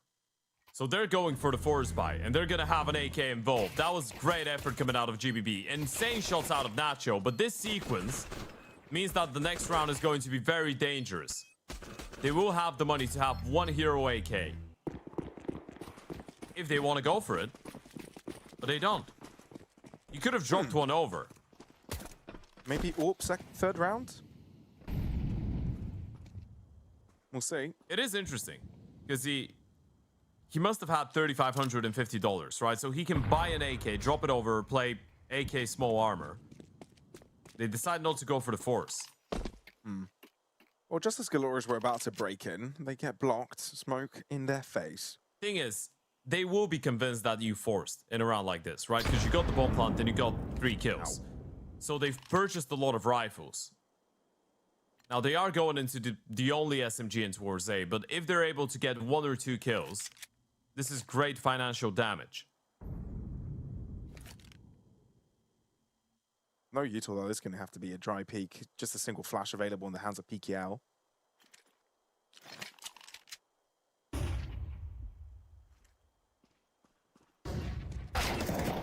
And here comes a flash. GBB pairs it up nice with a 1D. But these M4s hurt. And at a distance, it's hard to counteract them. Bomb goes down at least. That's a positive for Galorys. Galorys. Whew. Feels like it's a character from Guardians of the Galaxy sometimes. Or just the name of a galaxy. Galorys. Yes. Sounds like the name of a spaceship. Something spacey anyway. I'm getting that vibe from it. Yeah. GBB is sharp. Really sharp. And that's the scary thing. If you get Galorys involved in the game now, and GBB is still firing at a similar level, it'll be impressive. They'll keep Galorys back on track. Sorry, another tech pause, unfortunately. Time for a sip of water. You told me that you looked up on the internet and found some cool dad jokes. So would you share with the class? Apparently that's what do you call what a plane full of bold people? A plane full of bold people. receding airlines. Nice. Nice. I mean, these are most planes that are taken off from Bulgaria most of the time. What do you call a $2 chicken? What? Buck, buck. God. We've just lost the plot completely, man. That was good. That was good. Hit me with another one.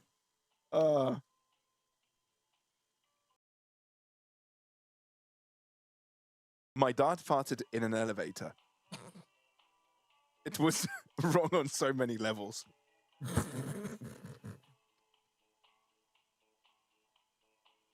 Oh, God. Look at us, man. Saying dad jokes about farts. The thing is, I'm on Reddit, so I've got to filter through so many of them to find ones that are that's good true. for the stream. It's probably not safe to say all of them. No, absolutely not. I'm saying a very small amount. Some of them are horrible, by the way, really bad. There's some. All right, we're back. That was a short one, a quick technical, but now we're ready to go. All right, so Bestia are yet to win a single buy round on this map. Somehow the score is still 7 apiece. They've won both Bestia rounds, the conversions as well. That's why it's such a competitive game. Can Galorys keep their dominance going, though, when it comes down to the gun v guns?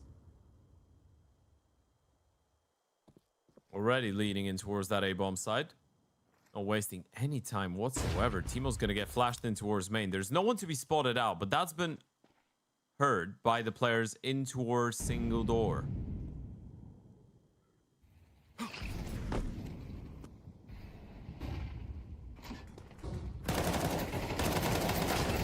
Opening up the door. Nelson is able to find the first one here, and he takes a step forward to end up with more. PKL on the hot plate, and indeed keeps Galorys on that 2v2. HE, though, will be the end of him. Somehow survives it. I have no idea how. Detroit is still the guy on full HP, though, so he's going to have to do the majority of the heavy lifting. Buddha went to find some extra utility. That's going to allow Nacho to walk in with more help. And Sidri back of sight. HE as well. Detroit gets the pick. Now there's information available for Buddha. FAMAS versus AK. And this one is for the pace of the second half, and Detroit comes out victorious, having 14 HP of buffer, but there was nothing easy about that round. That's a massive step-up moment out of Detroit, by the way. He's been probably the one to have been going through the biggest amount of misfortune since the start of this map out of his entire team. Everybody else had their big moments when it came down to the buy rounds.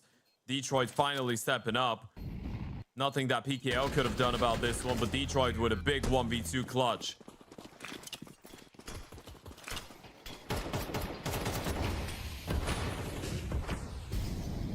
And now the lead is back in Galorys' hands. Hands on the steering wheel. Let's see if there's a straight road or not. Attention put into mid, and that is on the contrary to what Bestia is doing, leaving that space for free. They've moved the majority of their numbers in towards the A-bomb side at the start of this Bestia. Likely to be afraid of a repetition of the previous round.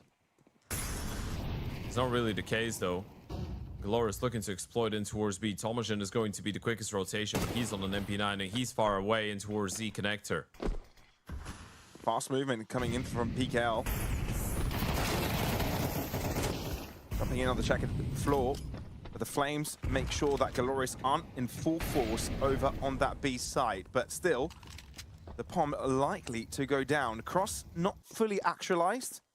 Only now just landing. They've got a flank coming in from Sunroom as well. Keep your eyes on Nas. Or Teemo, sorry. Yeah, tough position. Surely you must realize there is potential for that flank now. The mate's just hiding away for now. Swings. Timo getting the better timing. Only losing half of his health. What? And PKL is good for both. An How? absolute demon. How is he getting away with these? It's too often he gets them. This is so impressive out of PKO. He's looking so damn sharp. Someone's been DMing the last couple of days. He's shooting like he's an 18-year-old talent. And he's been playing the game professionally for 18 years, probably. That's a mental sequence out of PKO. It felt like the moment that Teemo gets activated and gets that kill, this round is done. We're going to check it out once again. Look at the turnaround from PKO. Isolates the fight with the MP9 straight up headshot. Another one. First bullet accuracy is through the rooftop.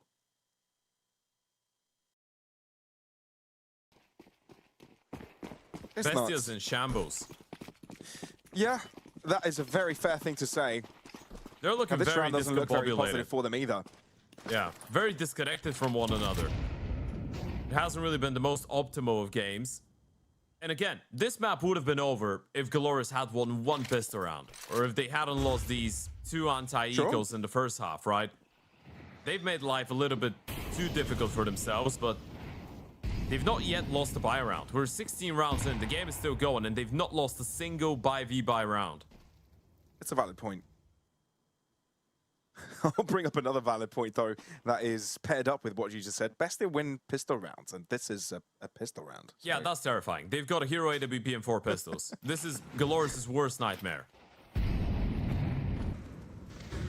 Smoke into Z. Boris showing their presence in mid, but not bolstering it up substantially. BBB on Speedway, taking down Buddha. Maybe there's a change of plans somewhere in this. Detroit is on the alert. You're going to be. But he's got no clue Nacho's sort of postured in the cubby. Surely they clear him out. They don't. But one pick is all he's getting. Imagine if he had a rifle, maybe there would have been a couple of picks there, but this is not the reality we live in. Cassin's AWP has been shown, and PKL was after the chase. Double digits for Galorys. Bestia have barely any chances left in them. 2 buy rounds only. This is slowly running out of control, and GBB stepped it up so well. I mean, it's a team effort out of Galorys, don't get me wrong. Destiny and Detroit on 10 kills, Tomate on 11, PKL on 14, GBB's 21 and 13 though. He's been a multi-kill machine throughout this map. 80k gear giveaway. Click on the banner below the stream. Go and sign up. You can win a top-notch gaming mouse. We're giving away 8 of them alongside 80k. Oh, Ooh, timing here. they're waiting for it. They're expecting it. And surprise? They expect something like this. It feels like it. It's a waiting game. Yeah, GBB knows this is a possibility. Thomason knows that it's a possibility for a player to be boosted on the other side. They're going to 2 players. Oh, double God. peek him. This is so smart. Do they peek at the same time? Oh, goodness me. There is support from further back. They look like they're just waiting for him to make a move, by the way. That's the only reason why you would double boost like this and just freeze. I think my feed is frozen. Same. What a moment for it to freeze, dude. They're still playing. That was the ultimate Counter-Strike blue ball. What? I'm in physical pain. What happened? I need to know. What happened? Tell us. Oh, my God. You Tell can't us. do this to me. Tomato is still playing. What? He's so relaxed, though. How can you be so relaxed? Are they still in that limbo?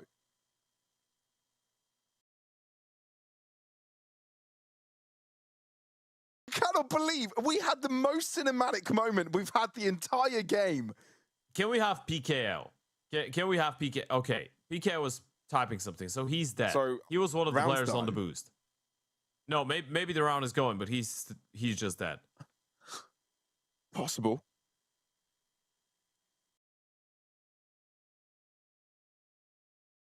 I think they lost the round. Judging by his reaction. Yeah, his expression is not a positive one.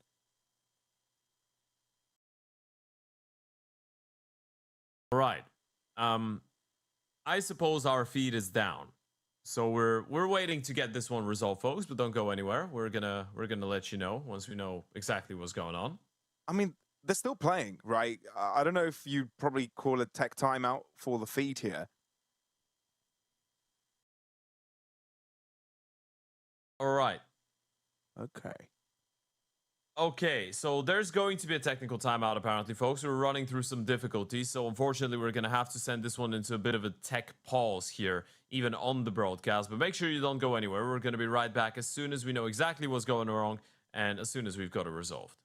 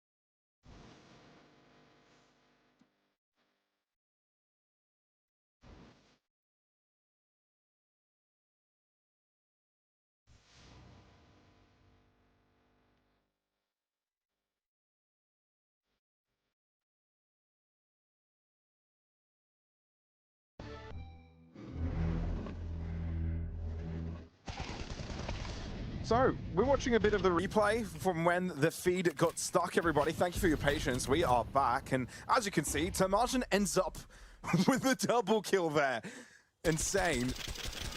On the boost, even with a triple, apparently, all damage at least. But yeah, you can figure out how that one ended out from there. Bestia to win it. Brilliant. Now we can unpause and get back into the action. Maybe. Of that second round, hopefully. Allegedly. Oh, we've done it. There we go. Yeah, Bestia have just picked up their first buy round of the map. Can they do it again? That's the big question. Of course, it's elimination on the line in case you're just joining in. This is the StarSeries Season 20 close qualifier. South America is the region. You've got 8 teams. One of them will make it into the main event in September. And one of these two is going to be going out here and now. Buddha, Molly, blinded, still able to get the kill onto GBB. Eyes on the A-bomb side, though.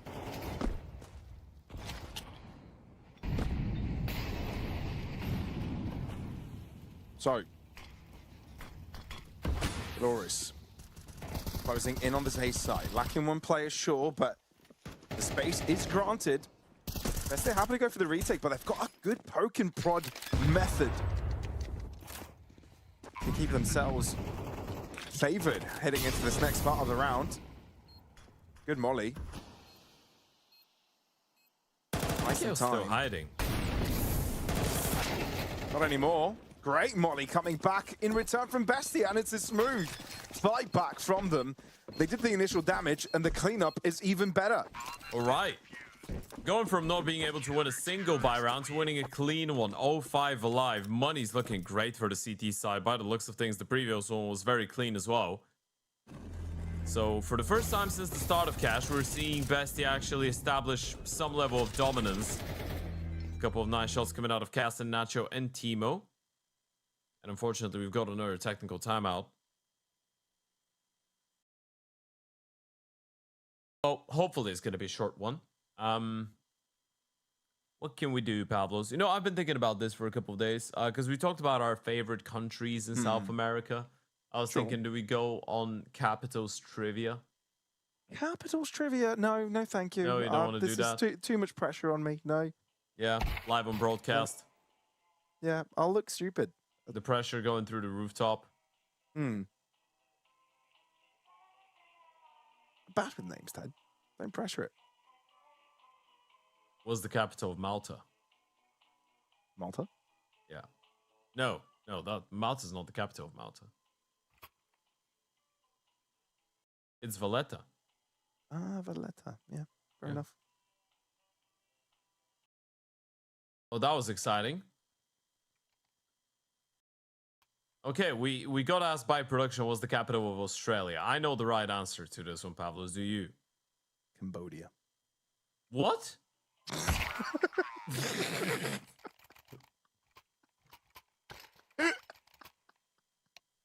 Nah, man, it's too late for this. It's too late for this. You know, maybe for the people watching from South America, it's not that big of a deal, but for us, it's 3 a.m., Pavlos. I cannot take that. You can't troll me like this. Man said Cambodia. God. I meant Canberra. Cambodia. Canberra just took the same part of my brain. You think if anybody thinks I did that on purpose as a joke, I didn't. My brain just works like this.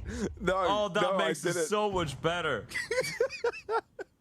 I meant Canberra. That was probably the best thing. There's a B in the middle and it ends with an A. My brain just works in that way. So that's the best thing I've ever experienced live on the broadcast, by the way.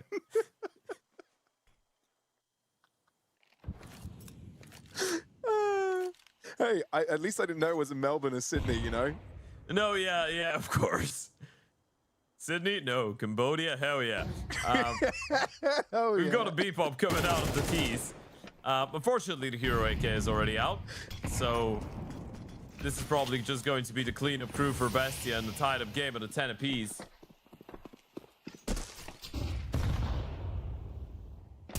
Nade comes in. Still a possibility to try and do a little bit of damage, but the money on the CT side is so good at this point that it doesn't really make that big of a difference.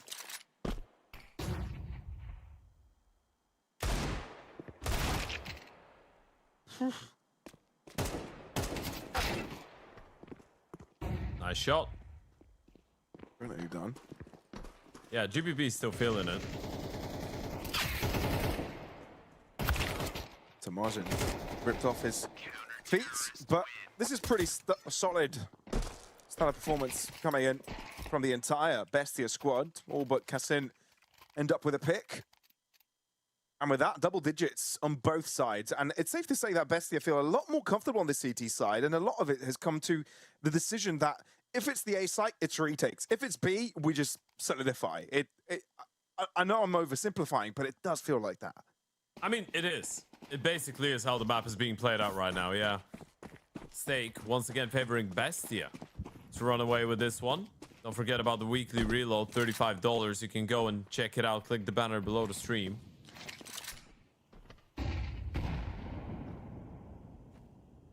But Galorys have the guns in their hands once again. We're going to see a bit of a vent boost.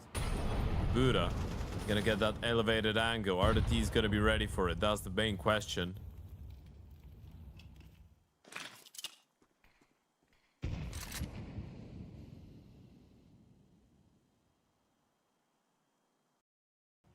It's gonna be another B round, and you've got Nacho alone on the bomb side, Buddha there to support him from the vent. Thing is, if he turns around, Feet could get spotted. He's burning. He gets mollied out. Detroit's gonna get the kill. That's their way in. And they're trying to use the pace in their advantage, play it aggressive before the rotations can come in, but they're really struggling to take care of the player on site. Nacho is all elusive, finally taken down, but in the process, more damage coming in from a distance. Bomb down on a 3v3. This is a great scenario here for Galorys, but they need to see this one to the end. Molly available in the hands of GBB. One thrown in on site as well to mate, forced backwards, but not caught. Destiny, patient, not pulling the trigger, but he might not even be needed. Kassin with a big green, you're probably thinking of holding on to it, as there is no chance on the round, but even on attempt to retreat, does get taken down himself. Galorys able to exploit their first pick into a round win. And they get all the kills, by the way. Look at the money on the CT side. They're going to have plenty to reinvest into this one. But you lose this round and you might have some difficulties going forward. Galorys have retaken control. And it was such a big pickup onto that side player by Tomade. Good hold as well. Destiny with another multi-kill. GBB keeps it going. Galorys still aiming at that 2-0 potentially, but there goes the nade and the shot through the smoke out of Kassin. Dropping Tomate at the very beginning of the round, and there's the push to back at GBB. Does he realize this is a possibility?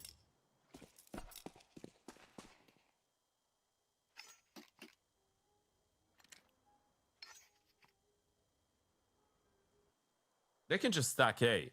Right, they've got a player that's pushed in towards Sunroom, and they know nothing's going on there.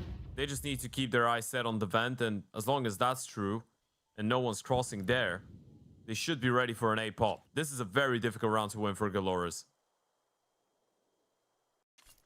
Excuse me. Molly, the smoke was ready. Kassin loses most of his life, though, delaying that smoke throw. GBB to entry. There's so many CT bodies around. This is treacherous.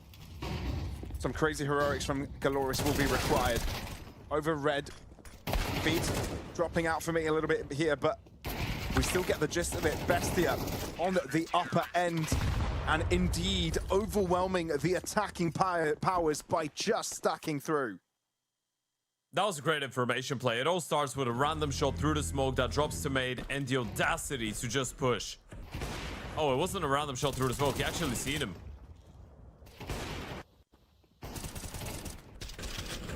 Bestia picking up the pieces. But yeah, that push out of Tomate allows them to have that stack going on towards the A-bomb side, and Galorys, they're forced to go for a half bite. They can't even go all in. This could be Bestia moving up to 12 first. Unless Galorys can make one of these A-pops work themselves. Give Bestia a taste of their own medicine.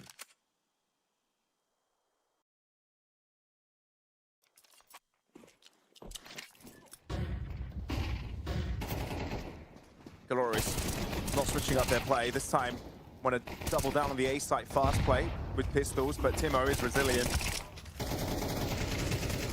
Yeah, there's no team taking Timo down. Even on the pistol, has a chance to find a beautiful dink onto Detroit. And now map point for Bestia. And Dust2 has appeared on our screens. He was fully blinded for such a long time, by the way. And then out of nowhere, he's able to get a 4-piece. They just couldn't run him down in time.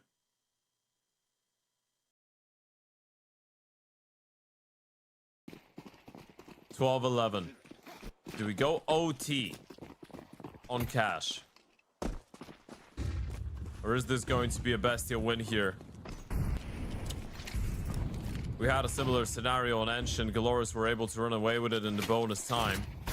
At a round, Timo's mollied himself, which is a little bit inconvenient. He still turns it into a kill, but GBB's there with the reface.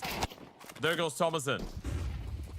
That molly may have costed Bestia the game.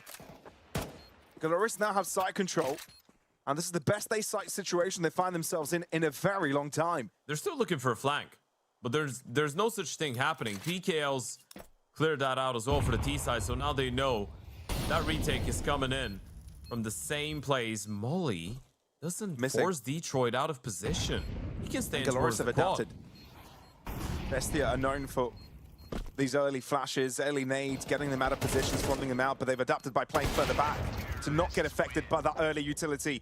And it works superbly. Galorys hold on, and overtime for the second consecutive map. Yeah, and I'm not gonna lie to you. I feel like Galorys deserved it. With how much of a better team they've been when it comes down to the buy rounds, I feel like at least getting OT was in place, but Teemo's gonna be kicking himself for this Molotov. And it's not about him per se going down, because he did get a kill. It's about not mollying and stopping these main players, right? That would have been the big pace killer for the T's. It would have allowed the CTs to get a little bit closer before anyone can make their way onto the bomb side outside of the squeaky players.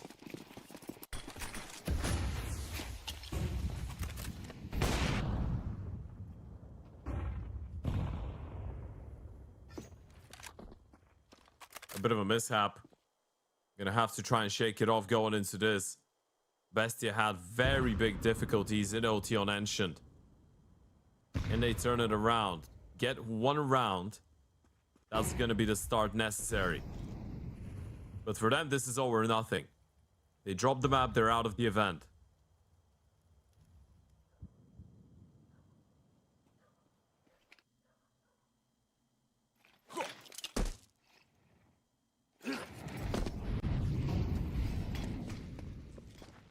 Galorys still think that the A site is the best way to hit, but this time, flood through. Squeaky Cassin! One bullet is enough to take two down. And now Galorys really need to figure something out. Detroit may have the answer. Firing on a very high level right now. Bomb down a 2v3 as Bestia try to regroup. There's the flank coming in from A main. This is going to be key. Nacho's got the position to win them the round. Unless... This time, Galorys play in the middle of the site. And they know there's a potential for a cross in main. Oh, that's going to hurt their chances though. Nacho and Buddha, they play aggressive, assertive, and it forces their opponents into their corners. And Bestia win the first round of OT. That was much needed. They've been experiencing massive issues when it comes down to overtimes, when it comes down to buy rounds in general. That was very well done by Cassin. Look at that collateral. That's the big difference maker. He doesn't get both these kills. It's a completely different situation. But is the overperforming in round number 25? Another technical timeout, unfortunately, but we're going to stay here, folks. Hopefully it's going to be a short one.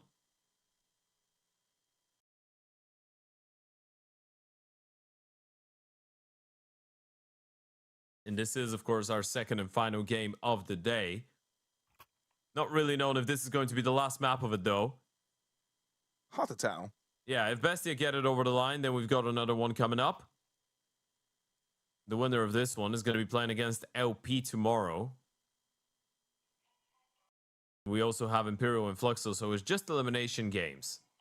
Tomorrow, we're starting things off with Imperial and Fluxo, and then we're moving into the LP and the winner of that one.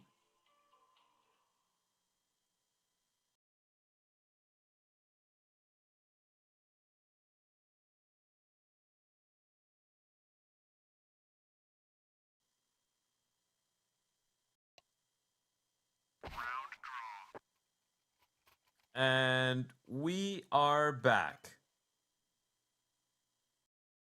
Game continues. Can Bestia run away with this? Can they level things up? They've worked very hard to get here. Finally starting to be a bit more competitive when it comes down to the buy rounds. It was the pistol rounds, the conversions, the half buys that kept them alive in regulation. But now they're finally showing some teeth.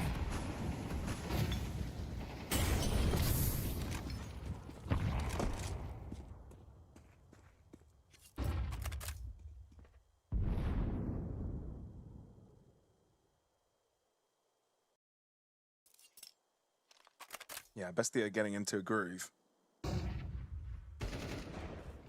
Oh, Galorys have GBP. Oh boy. And he is the groove. That's probably what G stands for. what a shot. Timo beat him to the punch with a headshot, and PKL's got that elevated angle to try and deal with Thomason. He still loses the fight, and Buddha's here. He can try and counteract.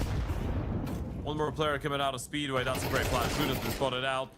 Destiny's just gonna run him down. Thomason finds one more in the meantime, so this round is on. It's Thomason and Nacho in the 2v3, and Detroit's low on HP. That HE could do quite a bit, but it doesn't quite find the mark. Tamajin running in first. He's looking for the information. Help out his teammate for that clutch. Can't end up with a pick. That's Nacho with one, but rotation coming through from Detroit. And that's exactly where this round ends. We are square once again. Galorys with a beauty of an A-site commitment. Yeah, and you can see the reaction out of Detroit. He knows how important this is. That opening kill out of GBB is mental. He's just deleting people off the server right now. That's why we're referring to him as the big star of the team. These are the things he's capable of, and when he's providing these types of opening frags, it's so much easier to play the game if you're Galorys. You've just got a player that's essentially getting you a free kill at the start of every round.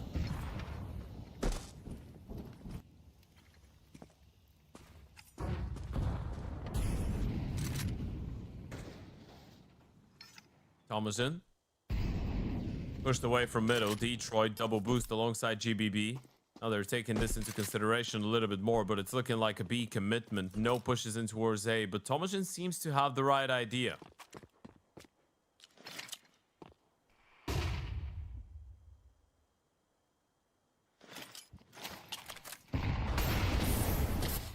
Ooh, the molly's pretty good. To make limited to half HP already. Galorys are looking to move into this B site. They've limited the view of one, but these nades, these players on that CT side have completely obliterated Galorys. Mikael's going to give it a go. No approach from Vance. He couldn't even believe he saw his opponent there. Got spooked. And the lead is for Bestia in the first 3 rounds of overtime. Yeah, that's a big resurgence. Now we're switching sides though, and the CT side was so much more comfortable for Galorys, it felt like. That's the side on which they didn't lose a single buy round, so Bestia putting themselves in a good position, but Galorys definitely not out of the fight just yet.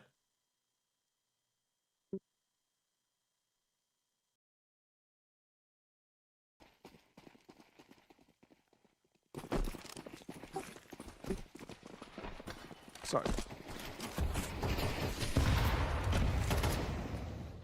now on the CT side. Galorys had nice resurgence towards the end of the first half for anybody that's just joining in. Their buy rounds were impressive. Half ended 7-5. Now they're looking to see if they can replicate that magic.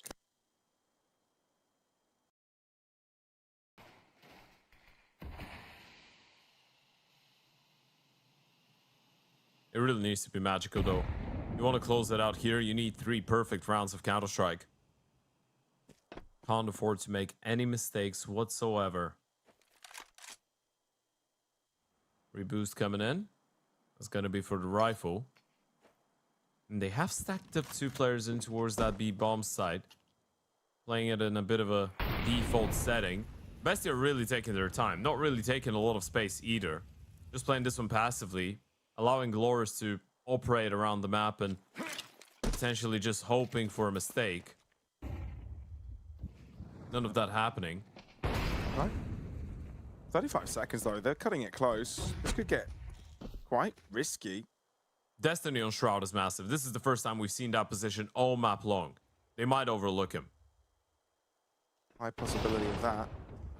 If he gets the first pick. GBB revealed Destiny, indeed, the surprise factor, but GBB shut down. Now they're going to be looking at Destiny's direction. And Bestia are able to take over the side with double amount of players. Tamazin trying to lock PKL in. The Flames keep him down, or at least Timo will. How do you win a 1v3, teammate? I think it's time for a tutorial.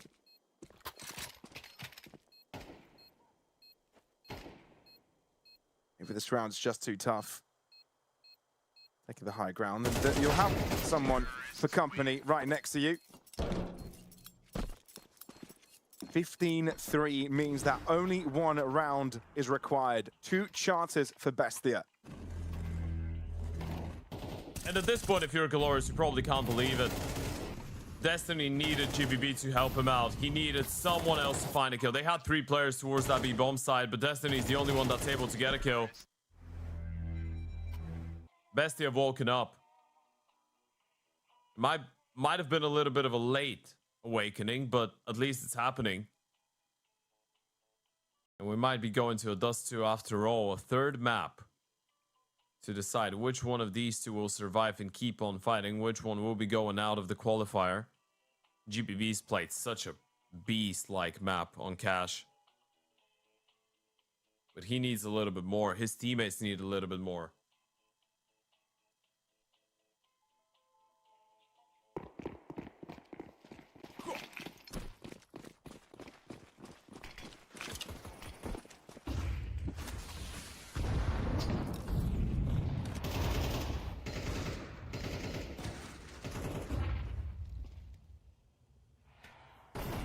The things for Galorys, you want to have a surprise factor in here, but you also don't want to make a mistake. Fine balance to strike.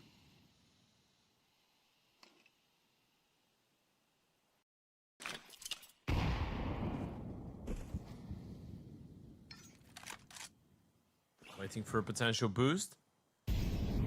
That's not happening. And it's another slower affair coming out of Bestia. No one wants to be the first one to make a mistake. The first one to go down. PKO inside of the vent. Waiting for his opportunity to strike. It's a good position to be in if it does end up being a B hit, but also mid being punished, you'll have to check behind him anytime soon.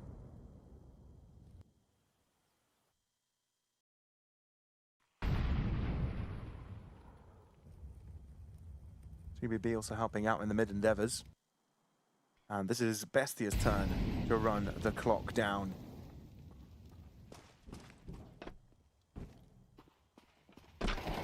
Comes in, being very loud. Ventlar's still able to get a kill. Molotov deployed and he's gonna get out of dodge. This is a legal steal out of PKO.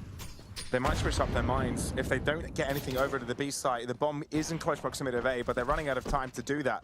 Full commitment, drop out of vents. They're heading towards this B site, but there's just too many bodies around. PKL is just such a menace, cannot be handled. Detroit comes alive as well with a double kill. Round's done, and Galorys survive another round. Holding on. It felt like Bestia were afraid to make a move up until the last seconds, and then PKO gets the kill. He's able to fall back in towards checkers, staying alive for such a long time. It's a big move out of the IGO. Boost up again, working out for Tomade. In a lovely sequence out of Detroit from Headshot. Galorys still want to end this one in 2. For that to happen, though, they will need another overtime.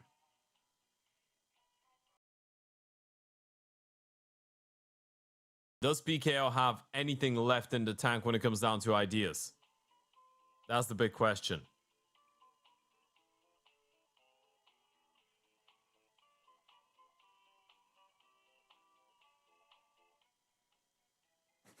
The music in the background is a little bit anticlimactic as well, because this is an elimination matchup. Yeah, I've gotten used to it already, I think. Yeah. It's very nice. It's a cool tune. Oh, we don't have it here. No cool tunes in T-Spawn. Bit bleak there. Yeah, the terrorists haven't brought their radio with them. Oh, feed spotted. I think Tomate should realize that they've seen him with all of that profuse spamming coming in, so he's going to reposition instead. They might be looking to counter boost. The Oper's seen him though, so that's not really a good option anymore. No? No surprise factor.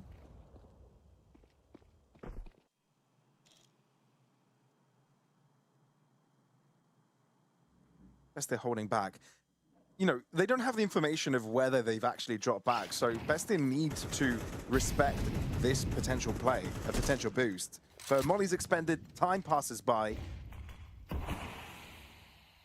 And only now Bestia can start to make movement in the direction they intend to. I'm not sure if they've made up their minds. It feels like Teemo's just going to try and fake A, and they're going to group up and go towards the B-bomb side, but the Oper is still there, and Detroit's not moving away. And I don't know how efficient that Yuto from Teemo is going to be, but does it make people rotate away from the B-bomb side? Shouldn't be the case. Nacho's gotten dropped. They might have to finish A. Good information from PKL. There's still presence all around for Galorys. Buda can't quite connect. A high-low setup. Tamazin finds the headshot and survives on 2 points of health. Destiny is being spotted, and JBB also there as the guarantee. Another set of rounds of overtimes becomes a reality as Tomate puts Tamazin in the ground. Galorys not giving up. They've been given an opportunity for the ages. They want to take it by the horns. Detroit is loving life right now. They keep it going, and he's really gone through a massive resurgence. Tomashin is trying his absolute best to keep them on the map, but it's GBB and Destiny to crush them. All of their hopes. Bestia had 2 opportunities, 2 chances to take us to a dust 2, but Galorys keep on battling back. And can they keep that momentum going on the CT side now? That's the question. They already got 1 map in overtime. Can they make it a double-double? Double trouble, sending Bestia packing. Fast movements. But that's just to scuttle into mid. Make sure Galorys aren't taking too much space for themselves. Detroit, a very dangerous position. Kassin wanted to attempt to break even. But it's Detroit to win the 1v1. It's a bit of a tough start to the round as well, because Nacho's already low on HP. That was out of one of the mid fights. It was the utility, the spam. And now Teemo's giving away his position. He's trying to throw a bit of caution into the wind with that door opening. And once again, they're going to regroup and try and hit B. They know the AWP is not there anymore, so it should be a little bit easier, but they've gone for that boost again. They've done that plenty of times already. Surely the T's are not going to get caught off guard by it again.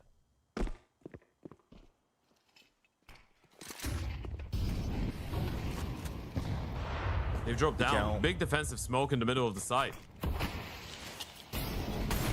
Importantly, the Molly's going to delay this, or at least disjoint the attack. PKL's taken down, though. He tried to hide within the smoke, but the breakaway allows GBB to be a little bit present in the moment. However, this is the site takeover. Big delay, though. Bomb left behind. Yeah, that's going to delay the plant a little bit. It's still going to go down. Buda and Teemo tag down, but it's a B-side retake on Cash. That's a big kill with the nade. They don't check headshot. Tamazin is also being discovered. Somehow Destiny surviving. 5 HP. You know where Buda is. He's a locked-in chicken that gets crushed under pressure. Don't know why I call them a chicken, but it felt very cinematic in the moment. Either way, though, Galorys take the lead straight away in OT. Big kills out of Destiny, by the way. He probably should have died in towards the vent. He was dropping down from it and still got the kill. GBB doing a lot of work as well. Both his B players went down without a kill. This is the replay. This is Destiny winning these fights. And an instant headshot onto Buda has been a much more quiet map for Destiny in comparison to Ancient, but he's still picking up the slack when it matters the most to support GBB and Detroit. And on the previous map, it might have been the veterans that pushed forward for Galorys. Now it's the youngsters, so they've traded roles.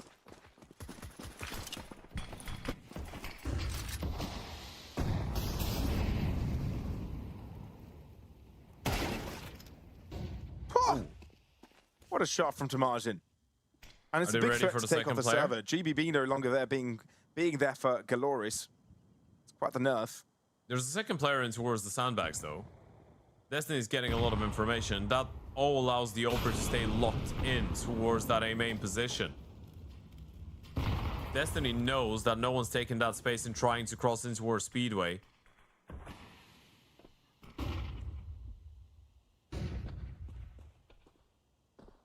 But again, they're so afraid to make a mismove, right? They've just slowed it down, paused for a second. No one wants to give their life away sillily. They're sending 4 players door. PKL has a hunch. He's taking further steps backwards and did Thomas he is need misclicked. to do that? Yeah, no, he definitely didn't. The Oprah's got utility. It's just the fact that he doesn't want to let go of his crosshair, but...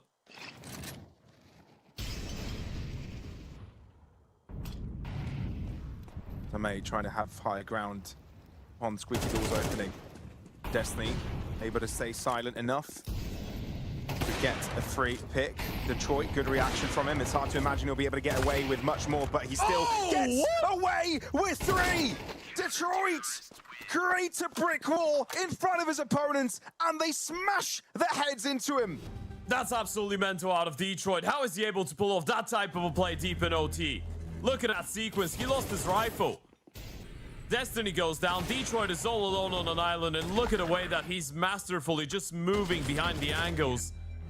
Gets the first kill, moves back to a second angle, gets a second, repeats for a third. What a sequence out of Detroit. He's on 26 frags.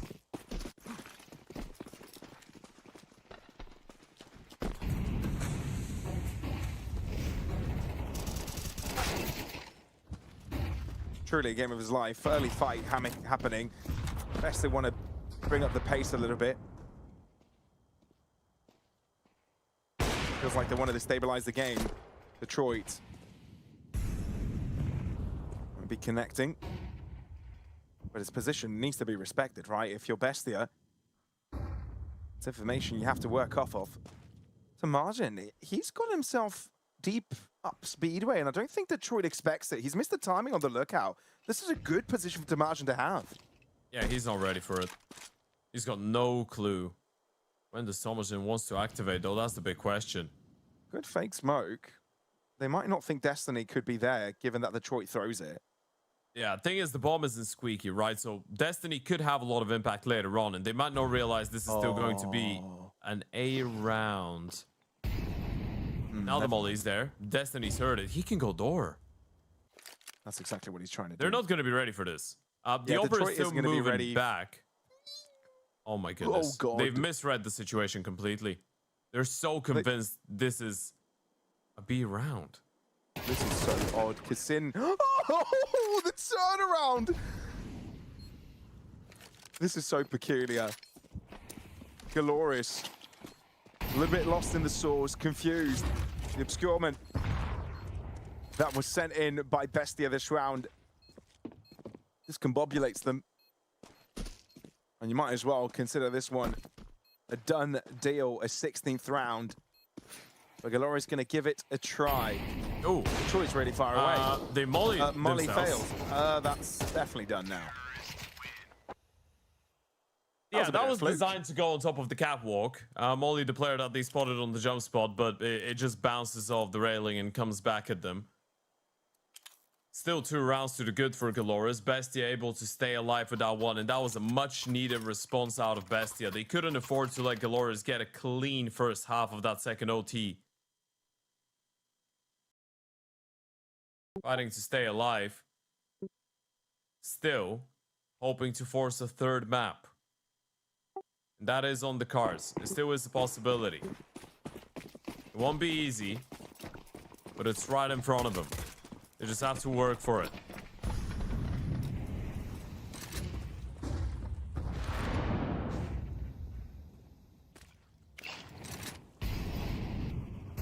They're still looking to play aggressive here. So Mate might not be ready for it. He's turned his back away from them.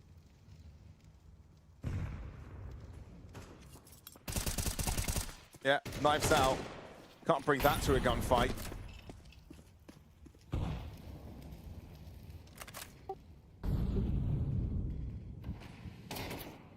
They'll try and chase him.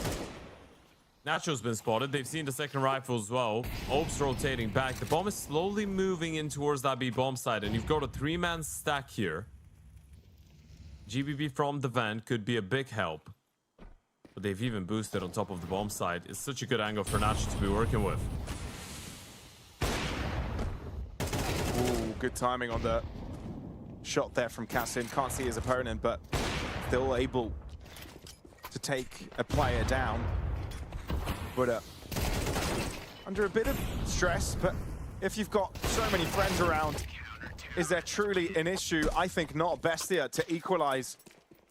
And now with 2 remaining rounds in the OT half, if one team wins them both, it's either curtains for Bestia or a deciding map on the cards.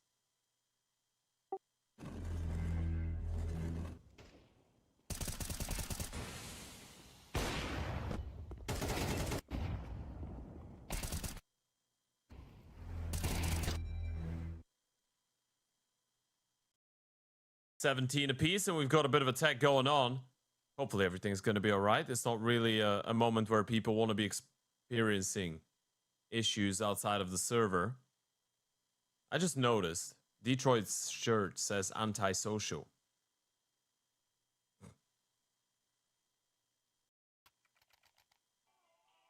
Yeah. Oh, that's it. I just noticed this. Yeah. No, I don't have any follow-up. Yeah, No. well, yeah. Glad you can read. Yeah. I just saw what he's got on his t-shirt. That's about it. Thankfully, we can keep things going. 17 apiece, round number 35 on cash.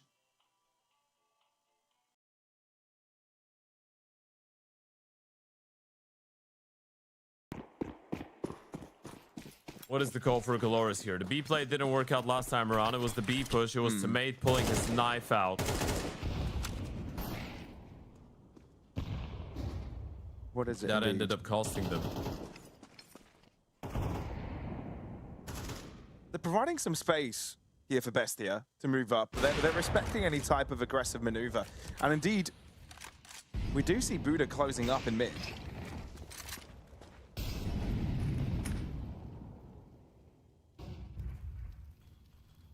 Boost.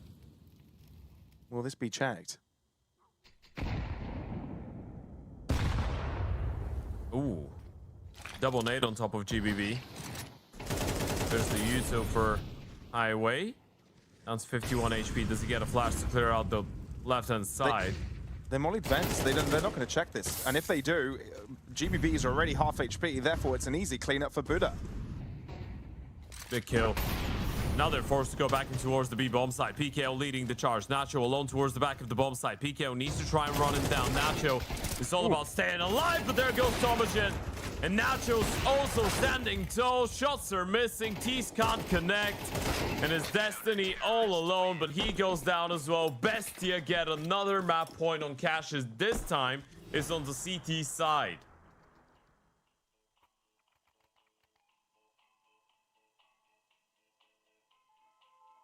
Okay. Bestia about to turn it all around. Dust 2 becoming real once again. That being said, they've had opportunities before.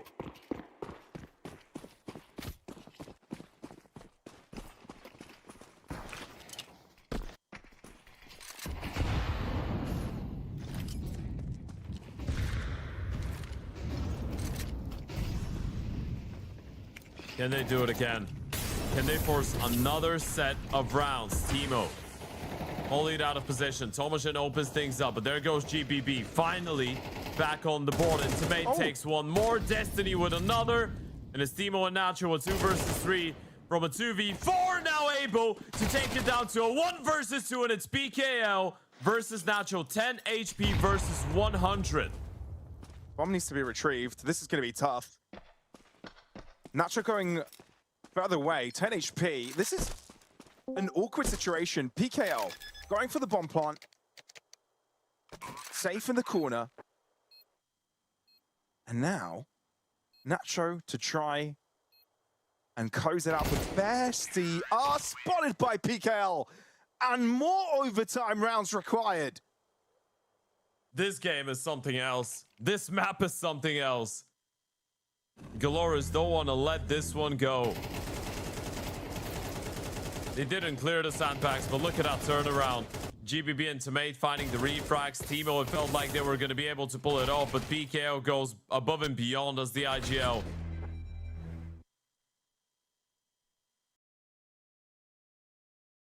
Extremely close game. Not much in it at all.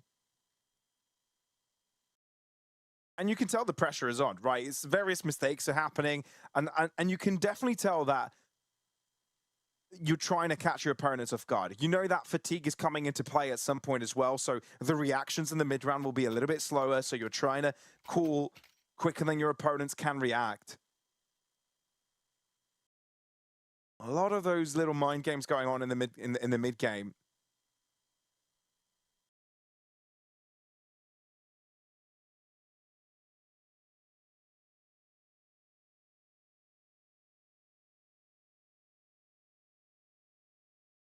Another tack pause has found itself on the game. Hopefully it's something that can get dealt with and sorted with soon.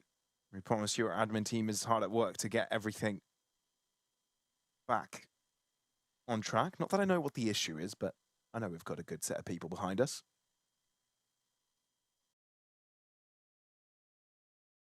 Yeah, hopefully everything's going to be resolved, but don't you worry. As we love saying, we've got our best people on the case.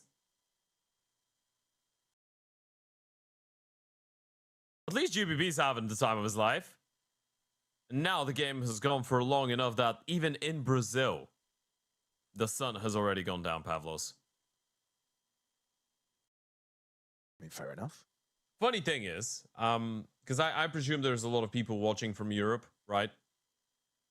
And for some of the Central European folk, it's 2:30. For me and you, it's 3:30.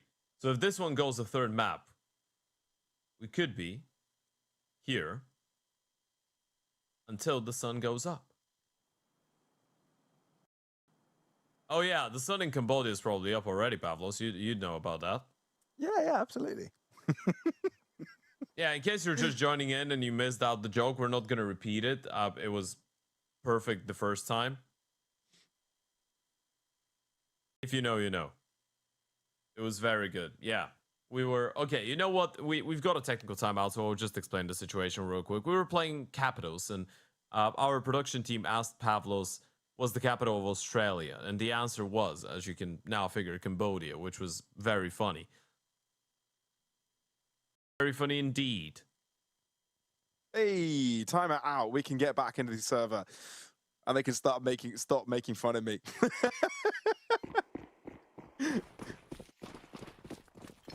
All right, here we go. Can Galorys close it out in a 2-0? It definitely feels like a fourth map has been played by now with all the OTs that have gone by, both on Ancient and Cash. But it's Bestia to have the numbers advantage upon the initial confrontations. Yeah, they've started approaching middle in much more of an aggressive fashion, and Thomason has really bounced back into the game, by the way. He had another slower start on this map, but now he's actually turned into a very valuable asset for Bestia in overtime. Another man disadvantage situation. The bomb is on middle. That could get a little bit hairy. Here goes the flash. Peek out of Timo. No one's spotted out yet, and all of this has been heard by Tomate.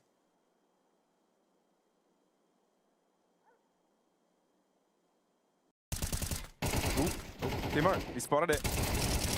Tomate able to answer back. Gets a double as well. And now he's equalized the round. Thing is, the HE can be deadly, but Tomate able to avoid it just on time. Destiny catching Casino on conversion, Surely though. he doesn't make the cross. Means this is very doable. And indeed, the smoke permits every single cross imaginable. The bomb can be collected, surely. Nacho's already in towards the car, though. Destiny might not be ready. Position so good. Oh, he spotted him out now. Nate right on top of him. That's going to tag him down to 36 HP. So it's 36 taking on 44. Who's going to be quicker? Answer is Nacho coming out on top.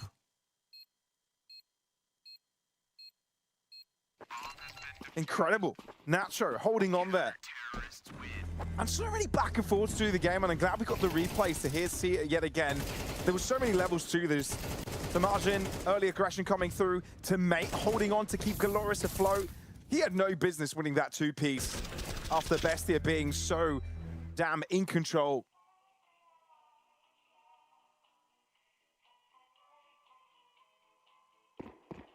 First round on the board for Bestia. At this point, though, we know that this doesn't really mean too much. We've seen both teams have a lead. Both teams have map and match points. Well, just map points in the case of Bestia. Oh. Free fire through the smoke. Somehow Destiny is the one to actually get tagged down. But this is still going to be a B play. And he knows that they intended to try and go for the boost up. He does have a little bit of util, so he can help out his teammates. Molly the vent. Re-smoke towards Z. B play coming up.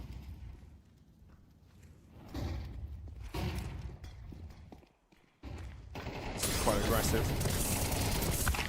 Buddha doesn't care though. Ends up burning alive, but gets a pick in the process. But they may have given up B-site control while doing so. 3 versus 3. Detroit's got another smoke for CT. That's gonna buy them a little bit of time. Are they pushing through? Detroit. Double up. And Timo will not be holding up much longer. Galorys, when they find themselves into the B site, things go well. But it hasn't been a consistent factor. For now, though, they equalize. A couple of times they've been left in that situation where they have a 3 versus 5 and they need to find rapid refrags. But Detroit in the late rounds has been impeccable. Look at these shots. He's just not missing. He's really feeling the game. And there's a couple of these individuals. Tomajin in overtime. Detroit on the other side has already hit 30 bomb. Detroit is about to overtake GBB. And he's already overtaken Tomajin in kills. Timo's top fragging on the other side with 32.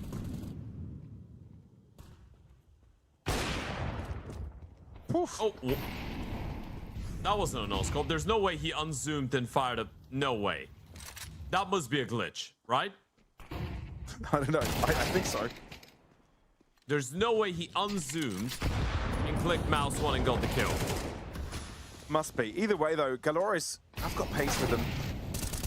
Buddha steps forwards, though. Realizes the urgency of the situation, that he has to hold the line right here, and it's worked. Galorys are a little bit more cautious now, throwing in a smoke that potentially could provide them cover, but Bestia read it. They know exactly what's going on. They still have time to pause, right? They went with a very early play, so you can slow things down, allow the CTs to get a little bit more anxious, and the little thing that Galorys do not know is that Bestia have not pushed anything, Oh, so they are actually rotating away from B. They vacated the bomb site, vacated the premise. Thinking 2 steps forwards.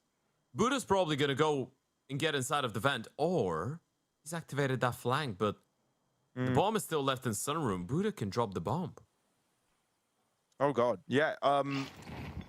Detroit could get caught, and indeed, this could end the round right here. Surprise, Buddha in the back line. 20 seconds. They still picked up The the bomb bomb. is collected at least. Yeah, GBB is going to plant that, but Destiny is the full HP player. He's the one that needs to find the kills, and he gets blindsided by the ult. Timo gets another one in his Bestia to get 20 first. 1 round in the lead on the back of a double kill from Buddha, another double out of Kassin. And at this point, it's just coming down to the individuals. It's just coming down to a couple of raw fights, but that was a great mid-round decision out of Bestia.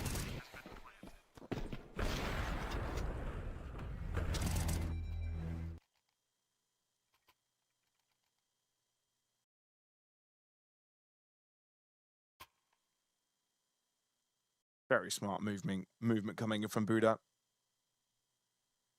Very intelligent player. Truly saving the day, because Galorys might have gotten away with the timing there.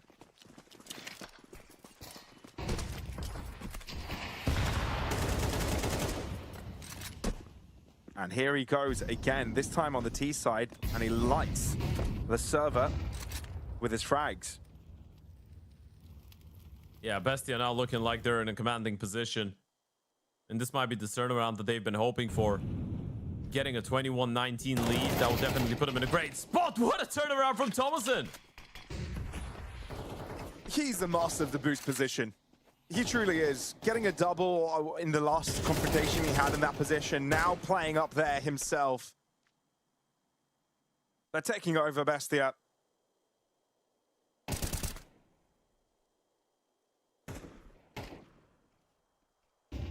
Destiny and Detroit. A 2 versus 5.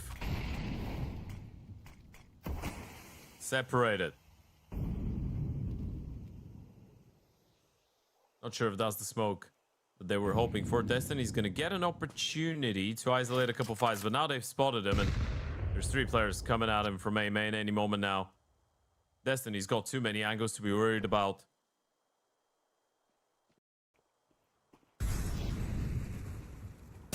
Destiny can limit the movement. Sure, at least he can take care of one, but like you said, just too many bodies, too many problems. It's a body problem. A 4-body problem. Unlike the Netflix show. And Galorys, it hurts, right? You're falling further behind. Let's not call it off, given that we've seen many OT conversions, but this is the most convincing we've seen it from Bestia. You've got players like Buddha showing up, Tomajin being an ultimate constant, and Timo in Galorys' faces time and time again. This is a different looking Bestia to what we've seen at the start of this map. They've had so much time to grow into it.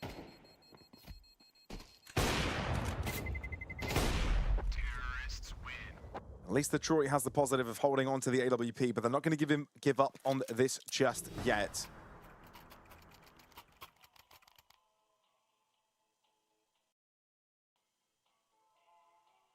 Well, they've had a couple of these, Bestia, a couple of these map points, and they get 2 more.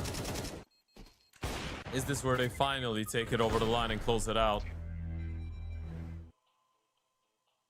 Is this where they finally send us to a 3rd map? It feels like we've had a best of 5 series, not a best of 3 at this point. Sure.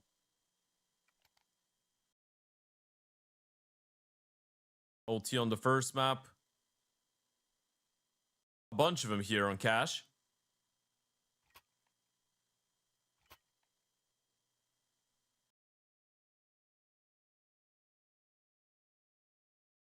Bestia get 2 more opportunities. Dust 2 lies in wait.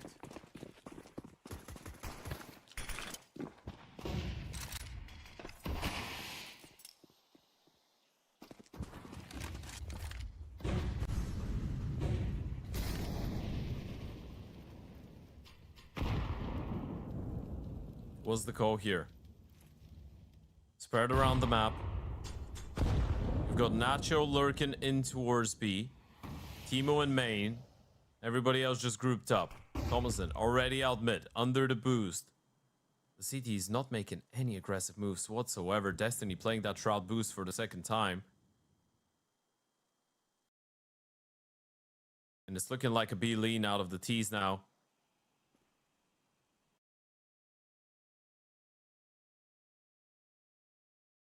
Re-clear. GBB not seeing anything in towards the Vandals of right now, but you still have Cassin to be worried about. 55 seconds.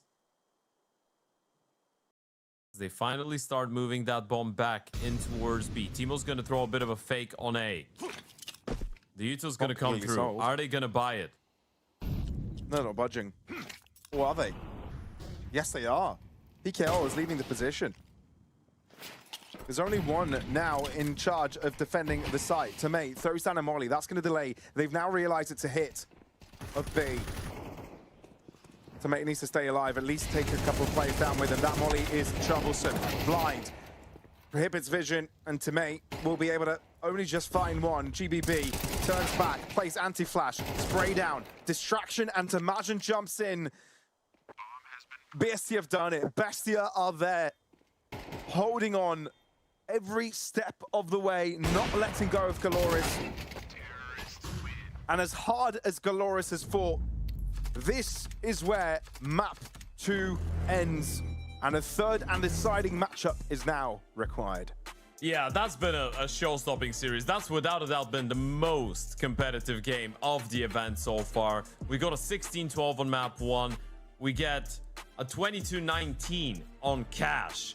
This is so much Counter-Strike that's being played out right now, but Bestia refused to give up, and you gotta commend them. You gotta give them a little bit of props, right? They wanted to keep on fighting. They wanted to stay in the event, and now they've gotten themselves the 3rd and final map, and now going into Dust 2, I'm not even sure who's going to have more mental resilience left. It's been a marathon of a series. It's been such a long game that definitely the energy levels are going to be required for both these teams, and that's going to be one of the leading factors.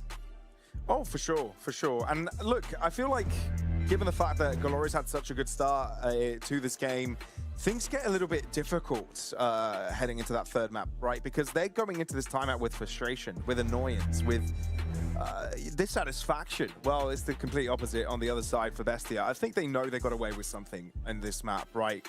Given they've had to give a lot of opportunities. This was not their map under control, and we were talking about it in normal relegation, right? Away from the overtime rounds themselves, it was Galorys that was mostly in command of the buy rounds. But obviously, you know, this is why pistol rounds are important. This is why getting eco wins also matter.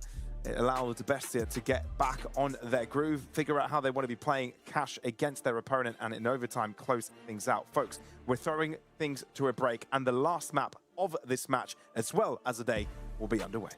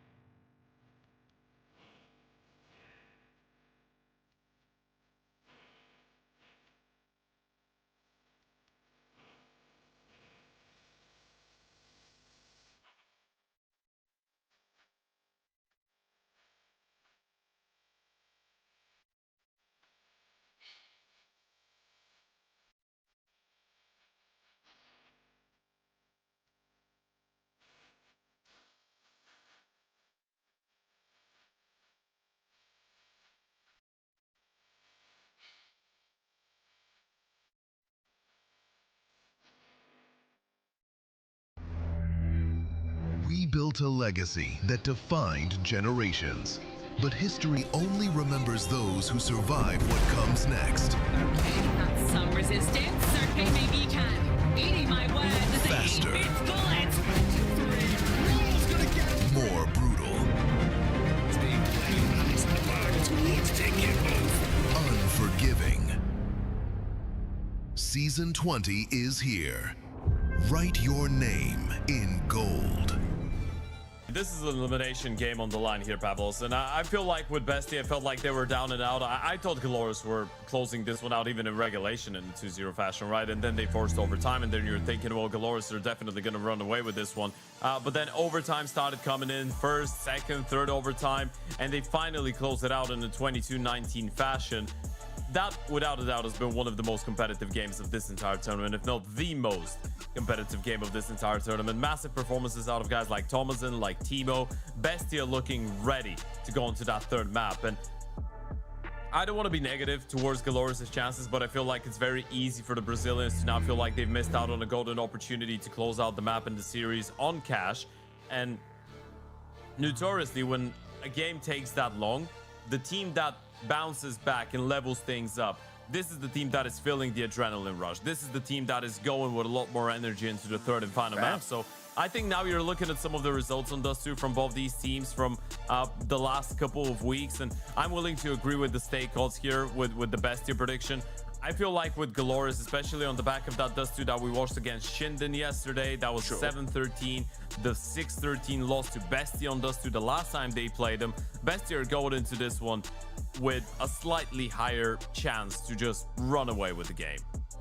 100%. I completely agree. And yeah, I'll roll it back to the conversation that you were having in terms of the individuals firing up on Bestia, right? It felt like for the most part, it was the Galorys team members that were just taking over, right? We're talking about Detroit here. We're talking about specifically GBB. I feel like GBB has been of the day, just to give everyone a bit of a quick check onto what's going on and where we're at right now. We've got MIBR and Shinden that are going to be playing in the upper bracket final on Saturday. Tomorrow is going to be another very exciting day when you look at it. We're going to be taking a look at just lower bracket games tomorrow. We've got Imperial taking on Fluxo in an elimination game to start us off at 8 p.m. Central European time. And then we're going to follow it up with LP playing against the winner of the series that we're watching as of right now. So whoever wins this is going to have, well, not too much time to sleep, rest, and get ready for the next game. This is how crazy the schedule is right now for a lot of these teams, but we're midway through the close qualifier. This is the Star Ladder StarSeries Fall 2026. Is the StarSeries Season 20 South America close qualifier. We've got 8 teams. One of them will be making it into the main event that's going to be taking place between the 17th and 20th. We've already got Vitality, Fury and Navi, Aurora, Mouse and Magic. Aurora and Magic making it out of the European close qualifiers. And we've got the North American close quali happening as of right now. Actually, we've not had a look at it, Pavlos, me and you on the stream here. No, the upper bracket final there will be Energy and Voka. Voka is Marky, Dare, Junior, Snaf, and Carson. Of course, on Energy, we've got Sonic, Hauser, Grim, George, and Nitro. And right now, there's a game going on in the lower bracket there as well. It's Regain taking on Chicken Coop. Yeah, and that one's just started. It's map 1. So when we're done here, there's still going to be some more Counter-Strike to be played out over there. So we're gonna let you guys know, send you over there perhaps. I feel like with NA, it's a lot more simple onto who's gonna win. I feel like Energy is just a big favorite. We're getting the show-stopping games. We're getting the close matchups here in South America.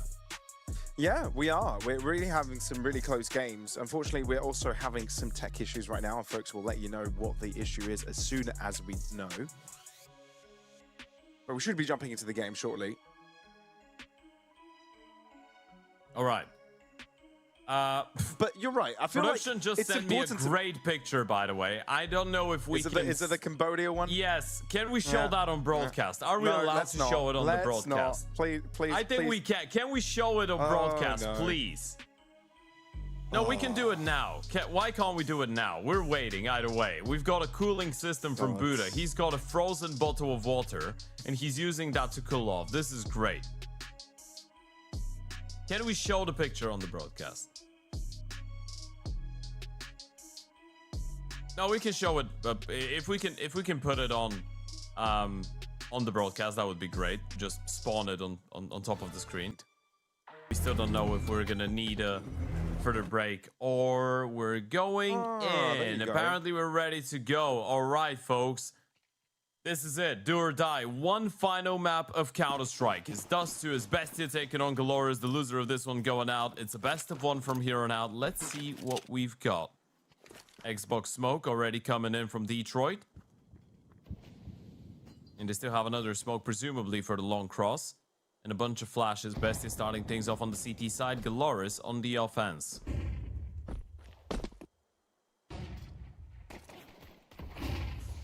Ooh, Nacho with the first couple of picks. Of course, GBB has to stay relevant no matter what.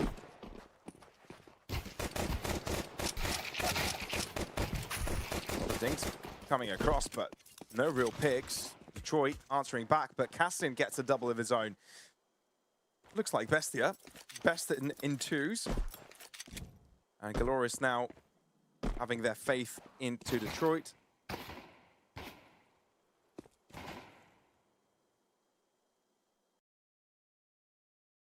With that information now understood,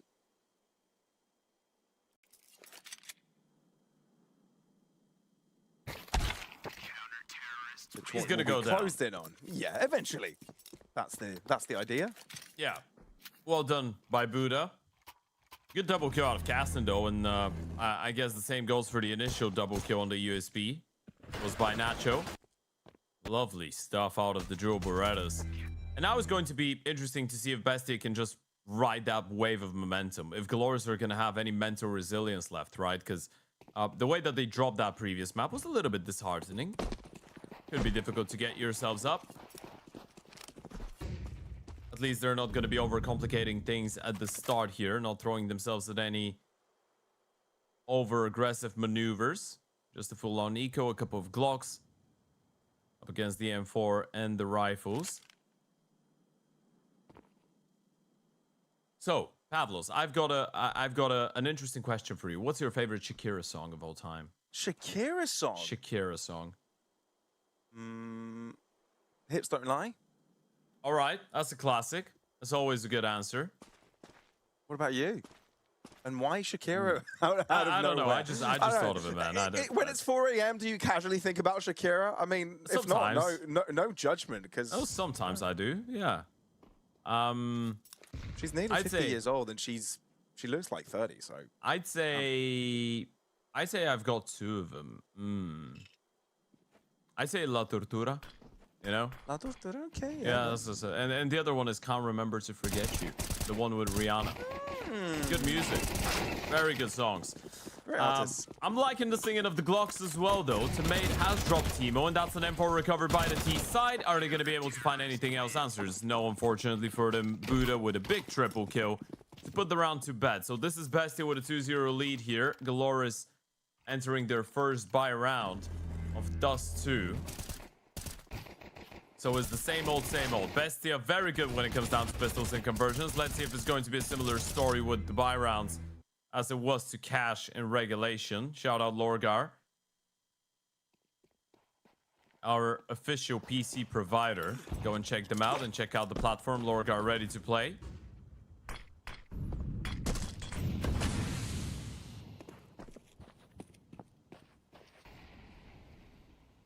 So, Galorys bringing in their buy round, 3 rounds in. Sim can hear the commotion. Molly deep. He's considering going for a bit of a pop play, but thinks better of it, especially given that there'll be challenges coming in lower tons. PKL with first blood.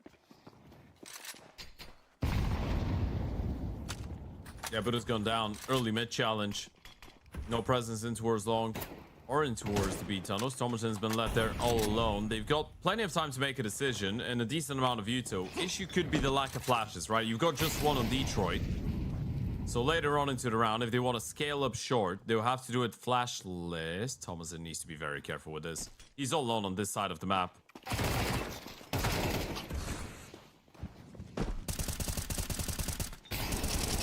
Yeah. There go Galorys. They need to try and hunt him down. They'll try, but I think maybe they won't try. It looked like initially that they'll try and spray across the smoke, especially with the players moving into B, but best to save the rifles. No shenanigans here. Galorys will secure a round and see this bomb explosion imminently. To be fair, I don't mind the decision out of Thomason. His teammates were gathered up in towards short and in towards that A bomb side because it did feel like Galorys could have tried to opt for an A play, through short. And him being alone on B and on middle, he had to try and make a move somewhere, right?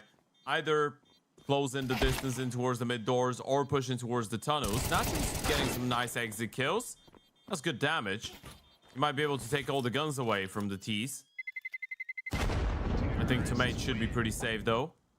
So 1 AK saved up. Casson and Timo on the other side holding on to the M4s, and you've got plenty of cash. Casson can even opt for an AWP. That's exactly what he's going to go for. That was a bit of a bonus buy for Bestia.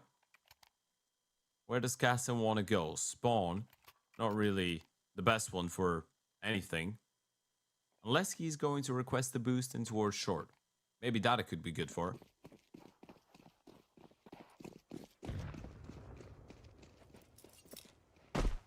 It's just a pretty standard Oper flashes long, so the rifles can take control. Mid-door smoke coming in courtesy of Destiny. Yeah, a It's little the bit Apex one. A bit of pressure has been exerted in upper tunnels. So best they may not want to put too much pressure in mid and leave their B players there. Only now re-smoked. So Galorys can move freely. Not a bad nade. PKL gonna be tagged down to 79 HP. It's looking like another B split though. This time Thomason not alone. He's got the support of Nacho over there. Well, smoke into CT. And like Big you kill. said, Nacho looking to jump in. The sprays, though, through the smokes are the most impactful in terms of damage. Nacho gets the pick. And there is a gap that can be exploited, at least initially. But Bestia win on every single end. It doesn't even look competitive. Clearly taking over. That was a great reaction out of the two B players, by the way. Nacho got flashed in towards the tunnels by Thomason. The moment that the smoke comes in towards middle and you realize it's going to be a B split, you need to get the hell out of the bomb side to some extent, right? You either gather up and both of you fight in towards middle with the A players trying to spam through the smoke, or you aggress tunnels like they did. Flash was good, set up Nacho for a kill, and from that point on, he can just turn around and focus his entire attention on these players coming out of middle. The $35 weekly reload by Stake is still on offer, so click the banner below the stream and head over there, check it out.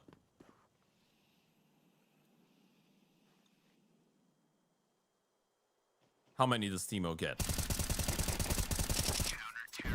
05. Everyone!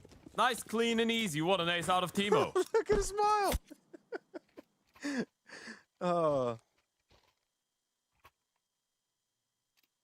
He'll take any quick round he can get. Long series. Brutal overtime so far in the first two maps. Now pads up the stats. Up to 7 kills. All right, Galorys, let's see what you've got. AWP in the hands of Detroit. He's seeing a bit of a head-to-head between himself and Casson. This is going to be pretty quick in towards B. Push. Yeah, as soon as the molly fades out, they're going to start moving. Tomate takes a hit to damage as he walks in first, and Nacho is fully in control. Tomazin contributes just a little bit, but Nacho says, this is all chill. I've got everything under control. This is my area. They were so locked in, so instant on these headshots. I mean, even the Thomason position, by the way.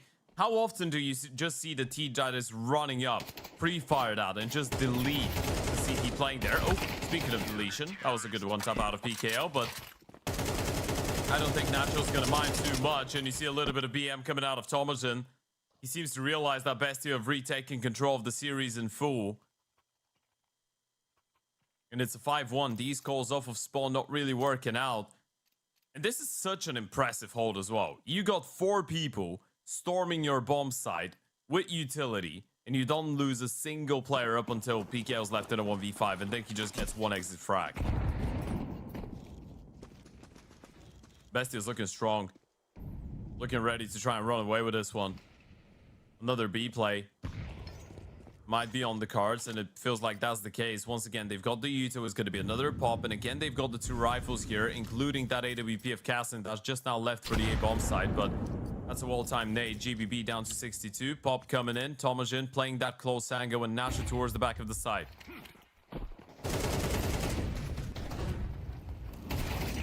First blood for Nacho, and he keeps it going. It's a sequence for Nacho. He's a monster. Oh, he's feeling it. He's a beast. He's a snack. You're saying he's sweet? No, he's a Nacho. It's a snack. Oh. That flew way over my head. I didn't get that as it was going. It's 4 a.m. man. It's 4 a.m. for me and you. I think I'm allowed to miss out on a reference fine. like that. You're forgiven. Yeah, he is a snack. Oh, you know, I've got a very corny pickup line that has to do with snacks. I think Nacho's probably going to be a good person to use it on if, you know, if you want to. Yeah, so I'm going to use it on you, Pavlo, so it's not too cringy, but it's cringy enough. Cool. I'd love to take you to the movies, but they always get mad at me when I bring my own snack. Aww. Aww. Aww. Yeah, look at That's us a good doing pickup lines at 4 in the morning. Yay. Bestia have been doing pickup lines for rounds, and they've been working out because they've been picking up a hell lot of them. Shout out ATK. Best gaming mice in the game. Cassin playing ahead of the smoke. That's a CT smoke, of course, to extinguish the molly and provide Cassin with an opportunity. That's how it works. He can still edge it, but the flash is good, and Detroit able to get the kill. Again, it registers as a no-scope. I'm not sure it was. I want to believe it wasn't. Is there a way that we see the replay from the POV of Detroit to see if that was an on-scope indeed? Oh. 'Cause that would be sick. Would be really cool to see.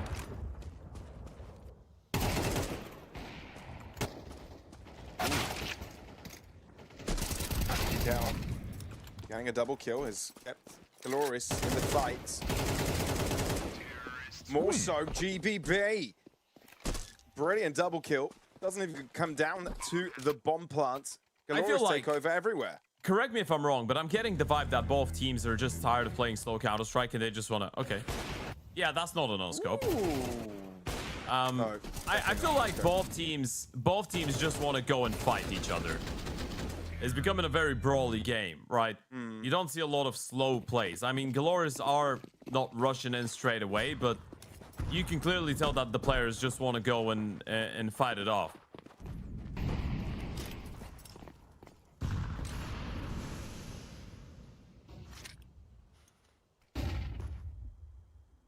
It's not an implausible thing for such a long series. Everyone wants to go play, show that they're in a better spirits. Bestia is still in a much better position though, but Galorys are trying to close in the distance. Molotov for that cast in position in towards short for the op angle.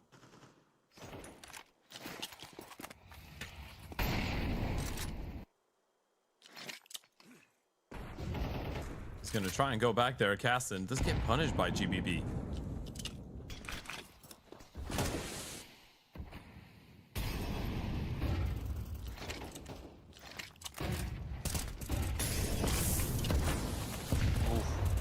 Widow might be in trouble. Has a smoke to keep himself away from the flames. But Nacho out to the open gets caught by Detroit. Now, Bestia still have a couple of players available onto the site. 40 seconds on the clock, but Galorys aren't changing up their minds. But they are moving in as a unit, which makes this endeavor much easier. Final target spotted. Tomajin making it competitive, but nevertheless, Galorys are able to clean up by the end. Yeah, at least Bestia have been able to put up a pretty decent economy together, so they're going to be able to keep on reinvesting, but Galorys are slowly fighting their way back into it. Dealing with Cassin has been a big part of the success, right? In the previous round and this one as well, taking these opening kills. Cassin has been trying to be a difference maker for Bestia, but Galorys are doing a very good job of neutralizing him. This time around it was GBB, last time around it was Detroit punishing him towards short with the late flash in the retake of middle. Xbox smoke. coming in. Gaston's trying to change the avenue, break of the smoke. No one to be spotted out. It's just a bit of a default. Oh, this nade could be big. It's all about the timing. Boot up. And it's massive. It's huge. Humongous. Close to 90 HP. Well, that's not the mate trick you were expecting to hear.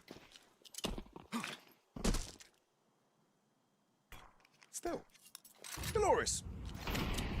Even though they've lost quite a bit of health on a couple of their members, a minute on the clock, still time to make decisions, and Bestia have used quite a bit of their utility. Only Natra and Kassin have something to work with. Now they realize it's best to probably bolster up. Talking about wanting to take fights and quickly, Galorys are taking this on a completely different route. And this might be a B hit. Smokes It's ready. looking like a mid to B split, yeah. Crisscross smokes. And in they go, but Suspect reveals himself a little bit by shooting. Gets back into safety of CT, but here comes the fight. Buddha finding a gap on the Destiny. Naturally, the back of sight waits to be tested. So far hasn't been needed, but now comes alive to Mate and Detroit. The only two players from Galorys to get a pick, but they need to get the bomb down and do so quickly. Sure, digits are pressed. To Mate, though, is running out of space, but somehow holding on, running out of bullets. The clock is enough. Galorys on top. It kind of felt like Hassan believed that he landed a tag, right? Because he fires one shot with the AWP, instantly switches to the pit 250 to try and finish the job. That was a lovely double kill coming out of Buddha. It felt like that should have been enough. Tomajin going down without a kill. Nacho putting in a good shift, but then the AWP doing God's work in the hands of GBB and Tomate in the 1v2 clutch. A little bit overzealous, the two CTs. Could have been a little bit more patient, try and play it together, regroup. They wanted to try and run him down as he was too busy with planting the bomb, but Tomate is able to reset in time. Galorys on 4 rounds on that T side. Slowly mounting back. A bit of a comeback. A little bit. Definitely feels like it. And it's They have clutch successfully moments. reset the CT side economy, right? This is the final, this is the last straw. This is the final purchase for the defense. And it consists of 2 MP9s as well. You win this round, in the next one, they might not have anything to work with. Although, Ted, it feels like this is a lot more about Bestia's abilities to stay composed, because it did feel like they had the previous round under control, but weren't as coordinated in terms of taking the side back. And we'll get punished, right? Galorys, bunch of aimers.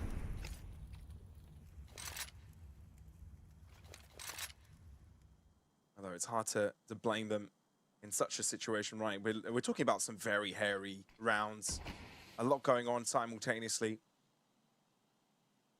A lot of individual efforts taken in smokes, in isolated fights. Hard to keep account of everything. Very important round for Bestia here. Lose this, and Galorys have practically equalized.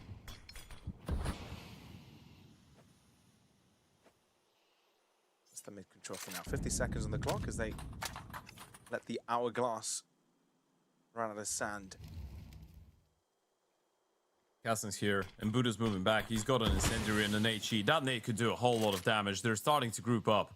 It's all about the timing, right? He can molly them, he can nade them. They might not be ready for that. There's the nade. Decent damage onto GBB. Could have done a lot more, to be fair. Yeah, the potential. But it now realizes there's a lot coming here, so he's going to be calling for reinforcements. Kassin nearby, but the flood smoke. Maybe they can be seen. Try and get a pickup. Damage on spray. 8 seconds. You need to start thinking about planting the bomb, and that's exactly what they're trying to do, but they've left it behind. So this one is done. Running down the clock doesn't seem to work for Galorys, as Bestia show them why. Detroit goes down after time. He's got $500. They killed him right after the time runs out. And that was Galorys just being punished for running the clock a little bit too thin. Not baiting out the util earlier on as well. Allowed Buddha to have that extra incendiary, and that just slowed them down. It stopped them in their tracks, allowed these players to rotate back from the B-bomb side. Nacho gets a double kill because of it. Bestia looking at 8 rounds on that CT side.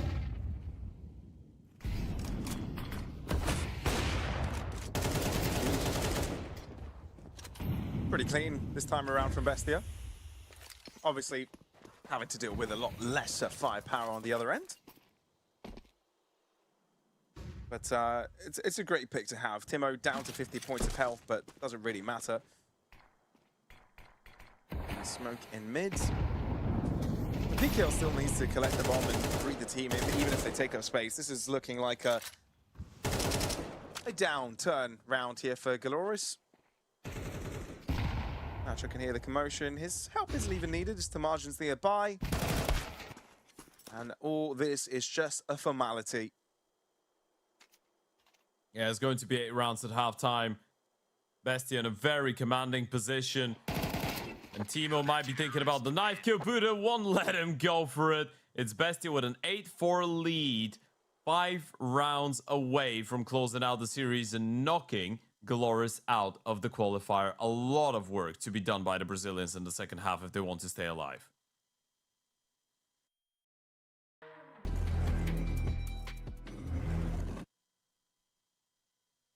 8-4 is the score at halftime, as Bestia have been able to make sure that Galorys stay at a manageable distance away.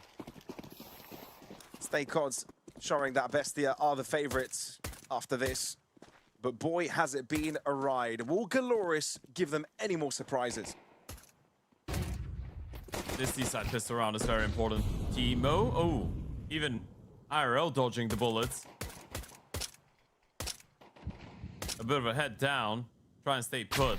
It's down to the Gujon to GBB. What a shot out of the USB.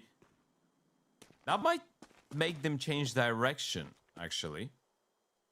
They still have 1 smoke and 1 flash. So if they want to go for a mid to B play, it's still on the cards.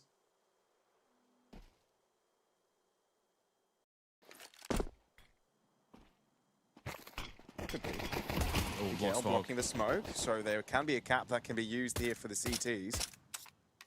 Excellent start to the round for Galorys. A minute on the clock.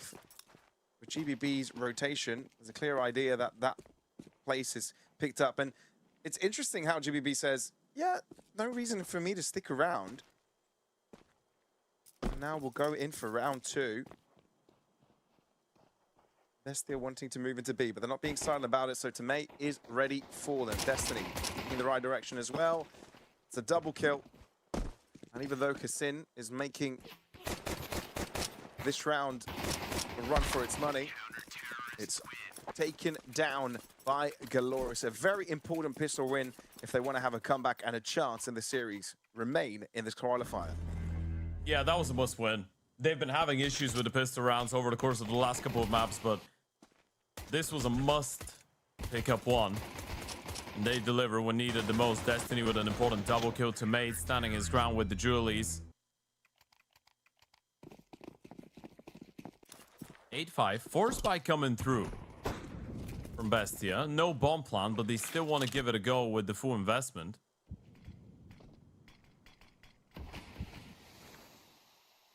Both Xbox and mid door smoke. You want to prevent the CTs from breaking. Flash goes in. Detroit good for 1. That's an M4. That could get picked up by the T's. So this makes the round a little bit more intriguing now. You've got Buddha on it.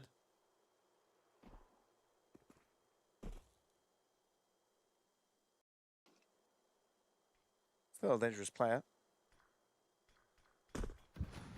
Buddha's really stepped up in the past couple of maps. Bestia closing in. Galorys keeping it decent. PKL, what a sequence. A 3-piece. Backing it up. And even though Bestia's best efforts with their force buy, it's simply not enough here. Yeah, they don't even get a bomb plant, right? They wanted to run the players down, but couldn't get the C4 for the bonus money. Great work out of PKO, alone up against the scout. Followed up with a double, made it a triple later on. So we've got an anti-eco coming up. Galorys should be making their way up to 7 rounds, and we're getting another very competitive map of Counter-Strike in the series. We wouldn't like it any other way. Lorca ready to play is still available. Go and check it out in case you haven't already.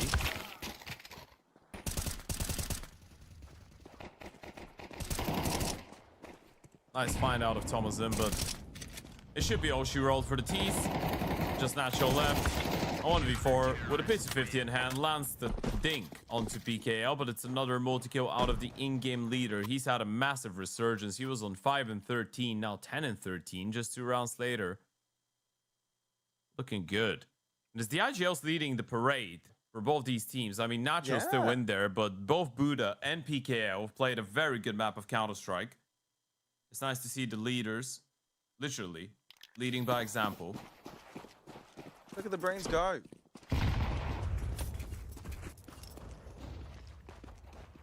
No, it's been an excellent game, both sides. But yeah, I think even though PKL has been a standout player for the past couple of matches that they've played, I think Buddha needs special highlighting this time. Yeah, he stepped it up big time. And his team needs a hero. Trying to put the cape on. Bestia, they've been given the middle portion of the map for free, basically, right? Short control, middle. The CTs have allowed them to draw an imaginary line between the defensive lines on the A and the B bomb side. PKO has got a nade for that smoke if a mid to B play starts coming in. Marshall looking at the entry. The smoke here, but they're also turning around to make sure that Destiny doesn't get any other more names to his plate. And it's a decisive maneuver. It works out. B-site taken over. And with GBB and Detroit running away, this one is sealed in. A knife. And finally, as rifles are well within the arsenal of Bestia, they'll take advantage of the situation and get themselves the... They might try to hunt the Oper down as well. They know exactly where Detroit is. The CTs have a decent amount of money. T's don't. But yeah, that's why I'm not a fan, right? Getting that first kill out of Natural was great. Overextend. You drop down to the Oper. I think now you just call it a day, right? Let Detroit save. Even if you get the kill, they're still going to have enough money for an AWP in the next, and they should know that. Sometimes it's about prioritizing the T-side economy more so than trying to ruin the ones of the CTs. It's got to have a little bit of perspective, you know? It's planning for the future. The map winner prediction from Stake, 126 for Bestia. And of course, the weekly reload, you can click below on the banner, $35 of a weekly reload. We're going to keep reminding you just because the offer is that good.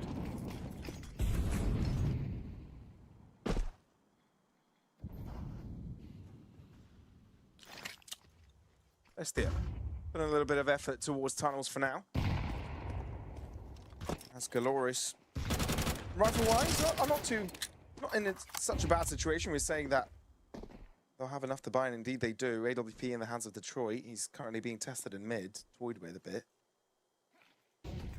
4 players around, and just like last time, they're gaining this space for free. Ollie on the close angle, alluding to the idea that they might be considering a push. But instead, it's just an obscurement. The real plan is to push their way gradually into catwalk. Space taken. Advancement incoming. PKO, he's got a full belt of util. Smoke incendiary, HE, and a flash. So he can slow them down for as long as he likes. He's got GBB by his side. He's got an incendiary too. This is going to be tricky for Bestia. Galorys have so much util left. PKL, he's closing in. This is risky. A high risk, high reward. looks away. No one's checking. Finally, but able to shut him down, but GBB has got enough of the timing due to his teammates' distractions to get a pick himself. 20 seconds. Bestia need to close in. Massive pickup from Kassin. Nacho indeed comes into the fray himself, but with 12 seconds on the clock, bomb plant attempt coming through. Detroit slowly navigating his way through that corner and shuts down Nacho. So for Bestia now, all relied on Timo's shoulders. Detroit with 13 HP. Means that one bullet from Demo should do it. He's turning around and now knows that both of them are approaching from the same direction, but can't quite account for the spray adaptation. Mate is there to shut it all down, saving the AWP in the process, and Galorys want to keep this one a tight game. And you can see the nerves are being brought in, right? The fuse kit picked up. He's got plenty of time to stick the landing, but you could just see it by the way that the crosshair of Timo was bouncing around. He was trying to pre-fire non-existing angles.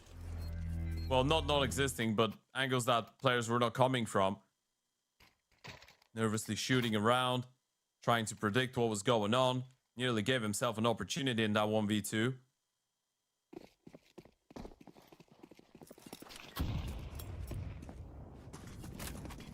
Still, take it down to the wire. CTs.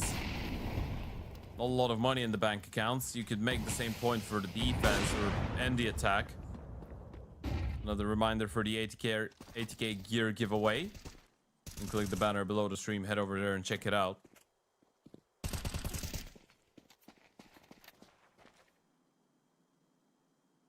So what's the adaptation here for Bestia? They've had a couple of rounds where they've had no successes. The thing is, they've been very close, right? In the previous round, it all came down to the fact that there was a little bit too much utility on the Galorys side of things that was left. Sure. And I think that was something that Galorys themselves weren't doing too good of a job at in the first half. They had some issues with not being able to bait out the CT side util early on. So when you gather up, go for a late play, you get punished. Just like that.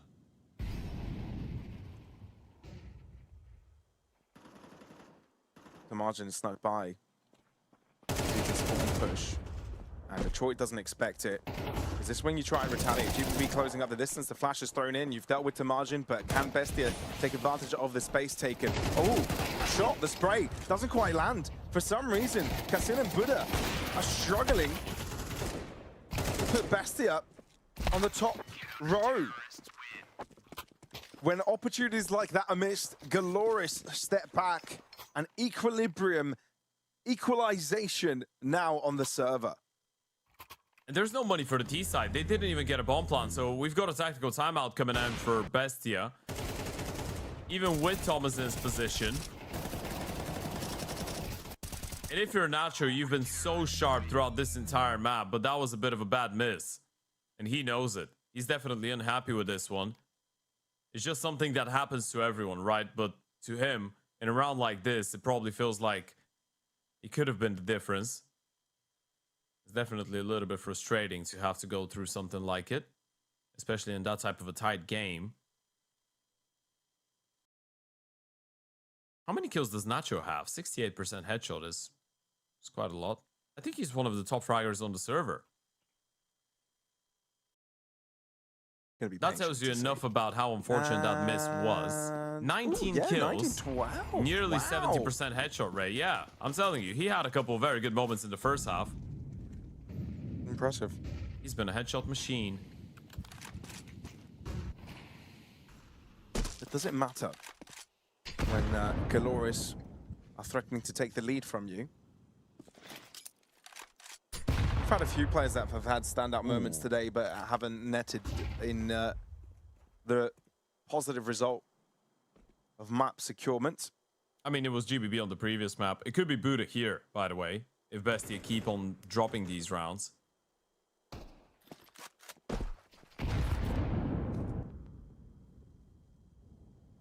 Minute on the clock, and Bestia considering pushing through towards Catwalk.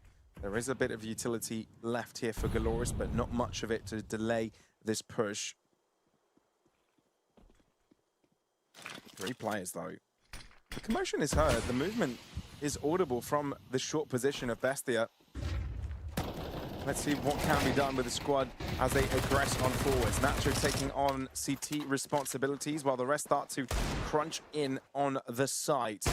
Detroit paying attention to Catwalk, cannot quite take account of Ramp, and Bestia might have just found their way back in. Nacho, good lineup there. Destiny needing to take this up himself. The pistols have gotten enough already. Can he draw it back for his team? Slowly closing in. Catches Kassin unawares. And now this bomb could be defused. He would love to have a smoke, and he's holding the higher angle. Nacho doesn't know of this. If he stuck it, maybe there would have been a chance. Damage done, and he wants to close the distance, but Nacho re-swings, and that is the round. That's such a back-breaking round as well. There was no defuse kit from Destiny. They had no money. That's why he didn't stick it. And now they're fully reset. That one half buy might have just won Bestia the game. I'm not sure if there was a defuse kit dropped in towards Goose, but look at the money. They're just out of it, Bestia. It just started feeling like they're letting this one slip, but now they've just retaken control, and I guess that tells you how much of a chaotic and close game that has been since the very start on map 1. And now it feels like Ancient was a different series. It feels like Regulation on Cash was a different series.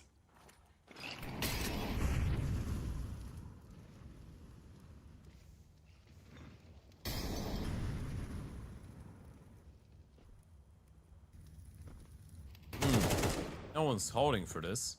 No, no one at all. Knife out for Timo. Timo off guard. Please tell me this isn't another back-to-back pistol upset round. Cassin staying in on suicide. May get caught. And more to create distance between himself and his opponent. That's what he really needs when he's the one holding the AWP and his opponent's the pistols.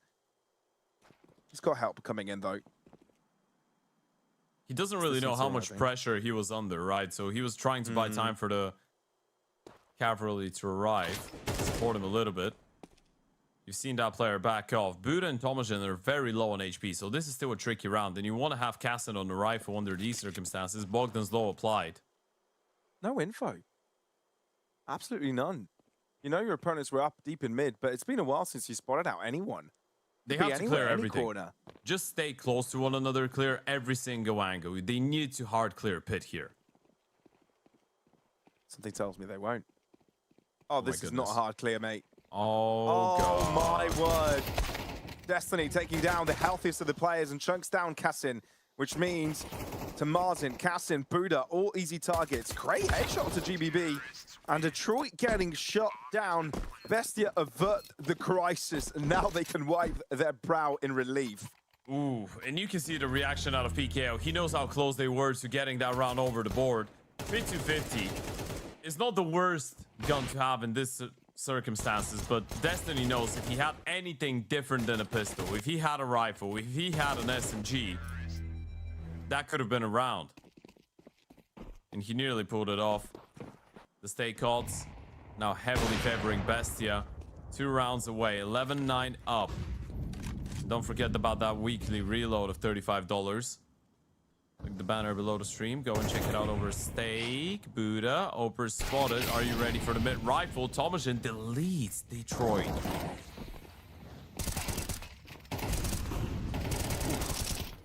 Galorys. Galorys, I mean, they've just taken over. Cassin answers back, though. Somehow it felt like Galorys could have run away with things there, but Tomajan's heard the steps. He knows he's got the timing. PK was very loud and proud about where he was going. He just dropped CT and run in towards long. So Tomajan's taken all that space, and PKO's got something in mind. He's going to try and flank them short, but he doesn't realize that they've got such a good timing. Yeah, it's very late. And now the site is being taken over. Bomb can go down. By the time it goes down, they realize what has happened. Hoping it's a bit of a mid-crunch, maybe tunnels. That's the ideal scenario for Galorys, but no, this bomb's going down. They already know short is a possibility because there was no one spotted in towards long. And Tomajan's going to get a clean 1v1 against PKO. If he wins that, that's going to be the round there. And then, but PKO comes out on top, and it's Cassin in the clutch. He knows PKO's low on HP. Going to try and run him down with the Tech 9. This smoke is actually good for Cassin. He can just play inside of it. He's going to body block himself. Surely he must realize he's in front of him. lands the bullet. And now with the AWP, can play Smoke the on the long bomb. distance. Smoke is still there. Uh-oh. That's going to be an injury defuse, isn't it? An AK found. No bullets in it. Oh, this is dreadful. Even though Casson is the final survivor, it's Galorys that end up with a round win. This is such a nail-biting game. It was a 10-second defuse as well. It's just the smoke. That's the little detail that makes all the difference. It felt like they were going to be able to deal with it. The mid-aggression, they fight back so well. Casson with a couple very nice shots. And he had a legitimate opportunity in that 1v2. But as you pointed out, the AK having no bullets in the chamber ends up coming back to bite him. 11-10, Galorys still very low on finances though, and they know it. PKL knows it. He's worried.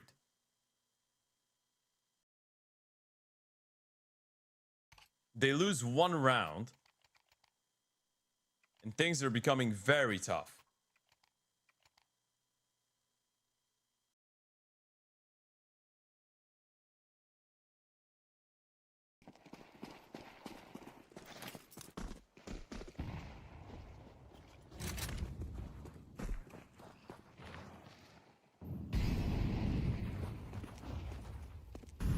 Look at the speed. They've switched up the approach completely. They've just taken middle. 137 and they're already up cat. And they can try that quick walk. I think it's more about simplifying. Bestia realize a lot of the reasons why things have gone wrong is because they've tried too much extravagance. But now, full commitment. Detroit flashed over. Well, now the bomb can simply go down. And Bestia haven't lost the player. Yeah, that's a Much more 5v5 like it for- retake. They don't even have a defuse kit, so this is going to be a little bit tricky. They need to get back in, and they have no one coming out of short side. So it's 3 players coming out of CT spawn, 2 players out of long. This is going to be tough. And potential for it being backbreaking as well for Galorys, so they don't really have any cash in pocket if this goes wrong. They are winning on summon, courtesy of GBB getting a triple kill now. But Nacho and Timo both have got contingencies hiding away in various corners. But now the bomb may be defused. time. And this isn't planted for Nacho. But there's no time. It doesn't There's no matter. It kit. doesn't mean anything. Tomato's going to get the kill, but he's going down to the bomb. And Galorys have nothing left in the bank accounts. Bestia move into map match in series point with no money on the CT side. They've got 2 of them. 2 opportunities. It's such a tight one, but so many headshot angles, and Nacho was so patient to get that kill coming in from behind, wasting the time for Tomate. There was simply not enough time, and look at the purchase. Galorys, they're fighting for survival with 3 pistols, an MP9, and another MP9. They don't have a single rifle, not even a scout. And it's knockout point as well for Galorys. Losing this round will knock them out of contention here in the close quali of StarSeries. It's been a great fight, so close. Easily the closest game we've had so far in this tournament. Fighting and fighting for every millimeter and inch. Yeah, this game started nearly 5 hours ago. It's been such a long series for both these teams, for all the players. Such a hard fight, both of them refusing to go down, but Galorys might finally take a bow. All comes down to not overcooking either. 1 minute on the clock. Bestia have not heard a thing. The only thing you should be worried about is a potential stack, and the B site is the most stack-prone site. They might be running a mid to B split here. With that position on the left-hand side for Nacho, and I feel like they are. The bomb is moving back in towards the tunnels. They're going to walk right into the stacked bomb site. Oh, God. MP9, 2 pistols. On 30 seconds, they get smoked in towards the tunnels. They need that mid presence to work out. And PKO's got a flash on the ready. The best thing that's going in favor of Bestia is the fact that they are moving into 2 different directions. The 5.7s are already upgrading into guns. Tamazi and Buddha answering back, but low HP bars. PKL are starting to connect on the headshots, and that's dangerous. Finally put into the grave, though. Time. Oh, this is close. Low HP bars, HG not landing. Cassin needs accurate headshots, but does end up being shot down. Galorys find it in them to hold on. What a big play out of PKO as the captain once again stepping up. That was the golden opportunity, the ticket to close out the game here and now for Bestia, and they miss it. They can't capitalize, and now they've got no money in the bank accounts themselves.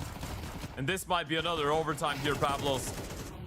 This could be going all the way. It's 24 rounds, bare minimum, but the T's have almost nothing to show for it. Look at the buy. Look at the purchase. Yeah. It's not pretty. Buddha needs to be careful not to put too much pressure on himself. And to make matters worse, he has to dwell on it due to attack pools.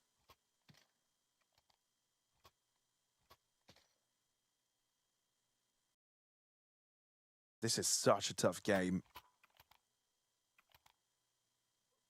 And let's be honest, it's scrappy, right? There are many moments that are questionable, but this is what happens when you have two maps going into OT, the second one, multiple rounds of OT, and this one getting very close to that stage as well.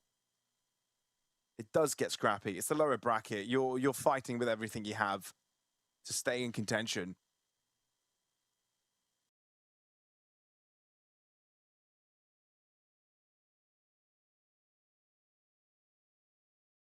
We've got a bit of a technical timeout. Hopefully, issues are going to get resolved quickly. We'll let you know the moment that we get some opportunity to have an update.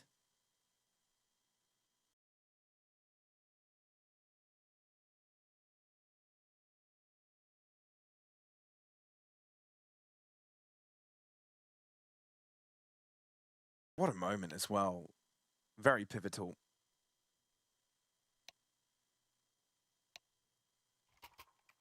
Okay, we hear some typing, some people purchasing, so That's I think positive. we're ready to resume. Should be a go. Opium. Yeah, it's been rough for both of these teams. They've had a few tech pauses they had to wait through. Some long ones too, but now is not one of them. Quickly dealing with issues. Tech Nines are what Bestia will rely on to try and close out this series and avoid more overtime rounds. I mean, they do love a good old overtime, Bestia and Galorys. They do love good pistols though, Bestia, as well. So, never a guaranteed for Galorys to win this. Aggression with PKL. Falls back into the shadows.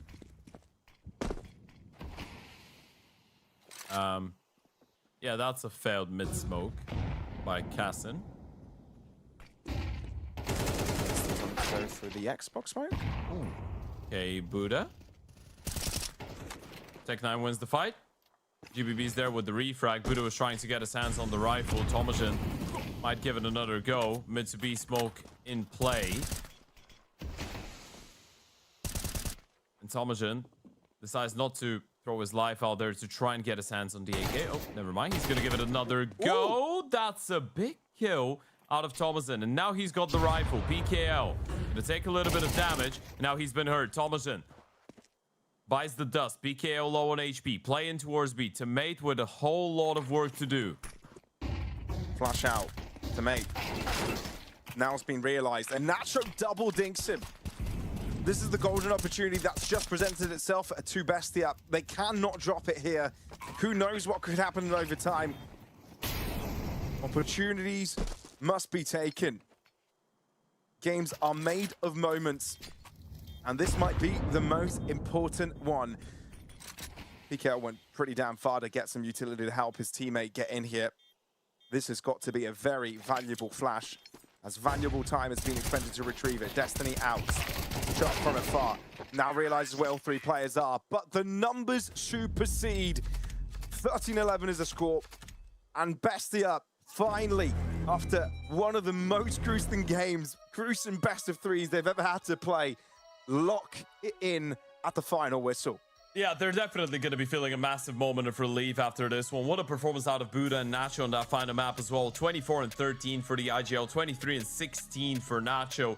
These guys played their hearts out to try and get the win. When you think about the amount of times that they could have lost the series on Cash as well, they fight back. 22-19 on Cash, 13-11 all of the rounds on that Dust 2, but Bestia stay alive. They do indeed. They do indeed. And it's quite a hurt for Galorys. They had so many chances, especially on that second map, to close out this series. This just wasn't enough. And they fought with everything they had to remain in it. And look, we already knew that them coming to this tournament, it's a new project for them. They're setting the bar from the very beginning as we get to experience how they'll look as a unit. And it's evident they do have individuals. They do have talent. I'm just waiting to see how these guys can evolve as a unit together, right? And I guess we'll have to wait for another tournament to get to see a little bit more of that. Yeah, I mean, let's not forget, that was the first event, as you pointed out, that they're playing with this lineup, right? So considering that, I feel like we saw some glimpses of potential. It was more so the mental game, especially on that second map. I feel like they had plenty of opportunities to run away with Cash, but yeah, unfortunately couldn't close it. They put up a fight here. It was mentally a very good performance out of Galorys. When you think about the fact that they even started Dust 2 1-6 down and they were still able to get all the way up to 11 rounds, it's definitely going to hurt knowing that you did drop the ball against the Pistols in the end. But yeah, with that type of a performance out of guys like Nacho, like Buddha, and like Thomason, it's very difficult to take Bestia down. But it definitely was a derby of a series. And now that means that we've got Bestia moving in against LP. And they're going to be playing a losers matchup tomorrow in that elimination bracket round 2 alongside Imperial and Fluxo. Yeah, really impressive games, but a bit of a recap for everyone that's missed the games earlier today. Shindon taking the win against Imperial, an upset victory, a 2-1 score at that, dropping Imperial to the lower bracket, and like you said, meaning that they have to play against Fluxo. This lower bracket is looking very, very dangerous, Ted. What a day. What a close qualifier we've had so far. But we are closing in on that final result. And all of this is to crown a victor of South America. Get that invite to StarSeries. Yeah, absolutely. We started with 8 teams. Now we've got 6 left. And tomorrow we're going through 2 more elimination games. Imperial taking on Fluxo and LYP are going to be playing against Bestia in that second game of the day. But that's going to be everything for today, folks. We hope that you enjoyed the show. Thank you for staying with us, especially to the people watching from Europe, as it's 4 a.m. now, Central European time. I doubt that so it's been a... yeah, no, but yeah, shout out to everyone that's still here. You guys are the true MVPs, and we hope that you enjoy the games. We hope that you enjoy the cast. And again, tomorrow, we've got more Counter-Strike coming your way. Is going to be Fluxo opening up against Imperial. That's going to be starting at 8 p.m. Central European time, and as you saw, 3 p.m. Brazilian time. But for now, that's going to be everything for myself and Pablo. Shout out to everyone over at production as well. Shout out to all of you for watching, and shout out to all of our partners that are helping us produce this event for you all. We wish you a good night, and we'll see you yesterday. Whoa, I was gonna say we'll see you yesterday. No, we'll see you tomorrow. We did see you yesterday, but we'll see you tomorrow again for some more StarSeries South America closed qualifier action here at StarLadder.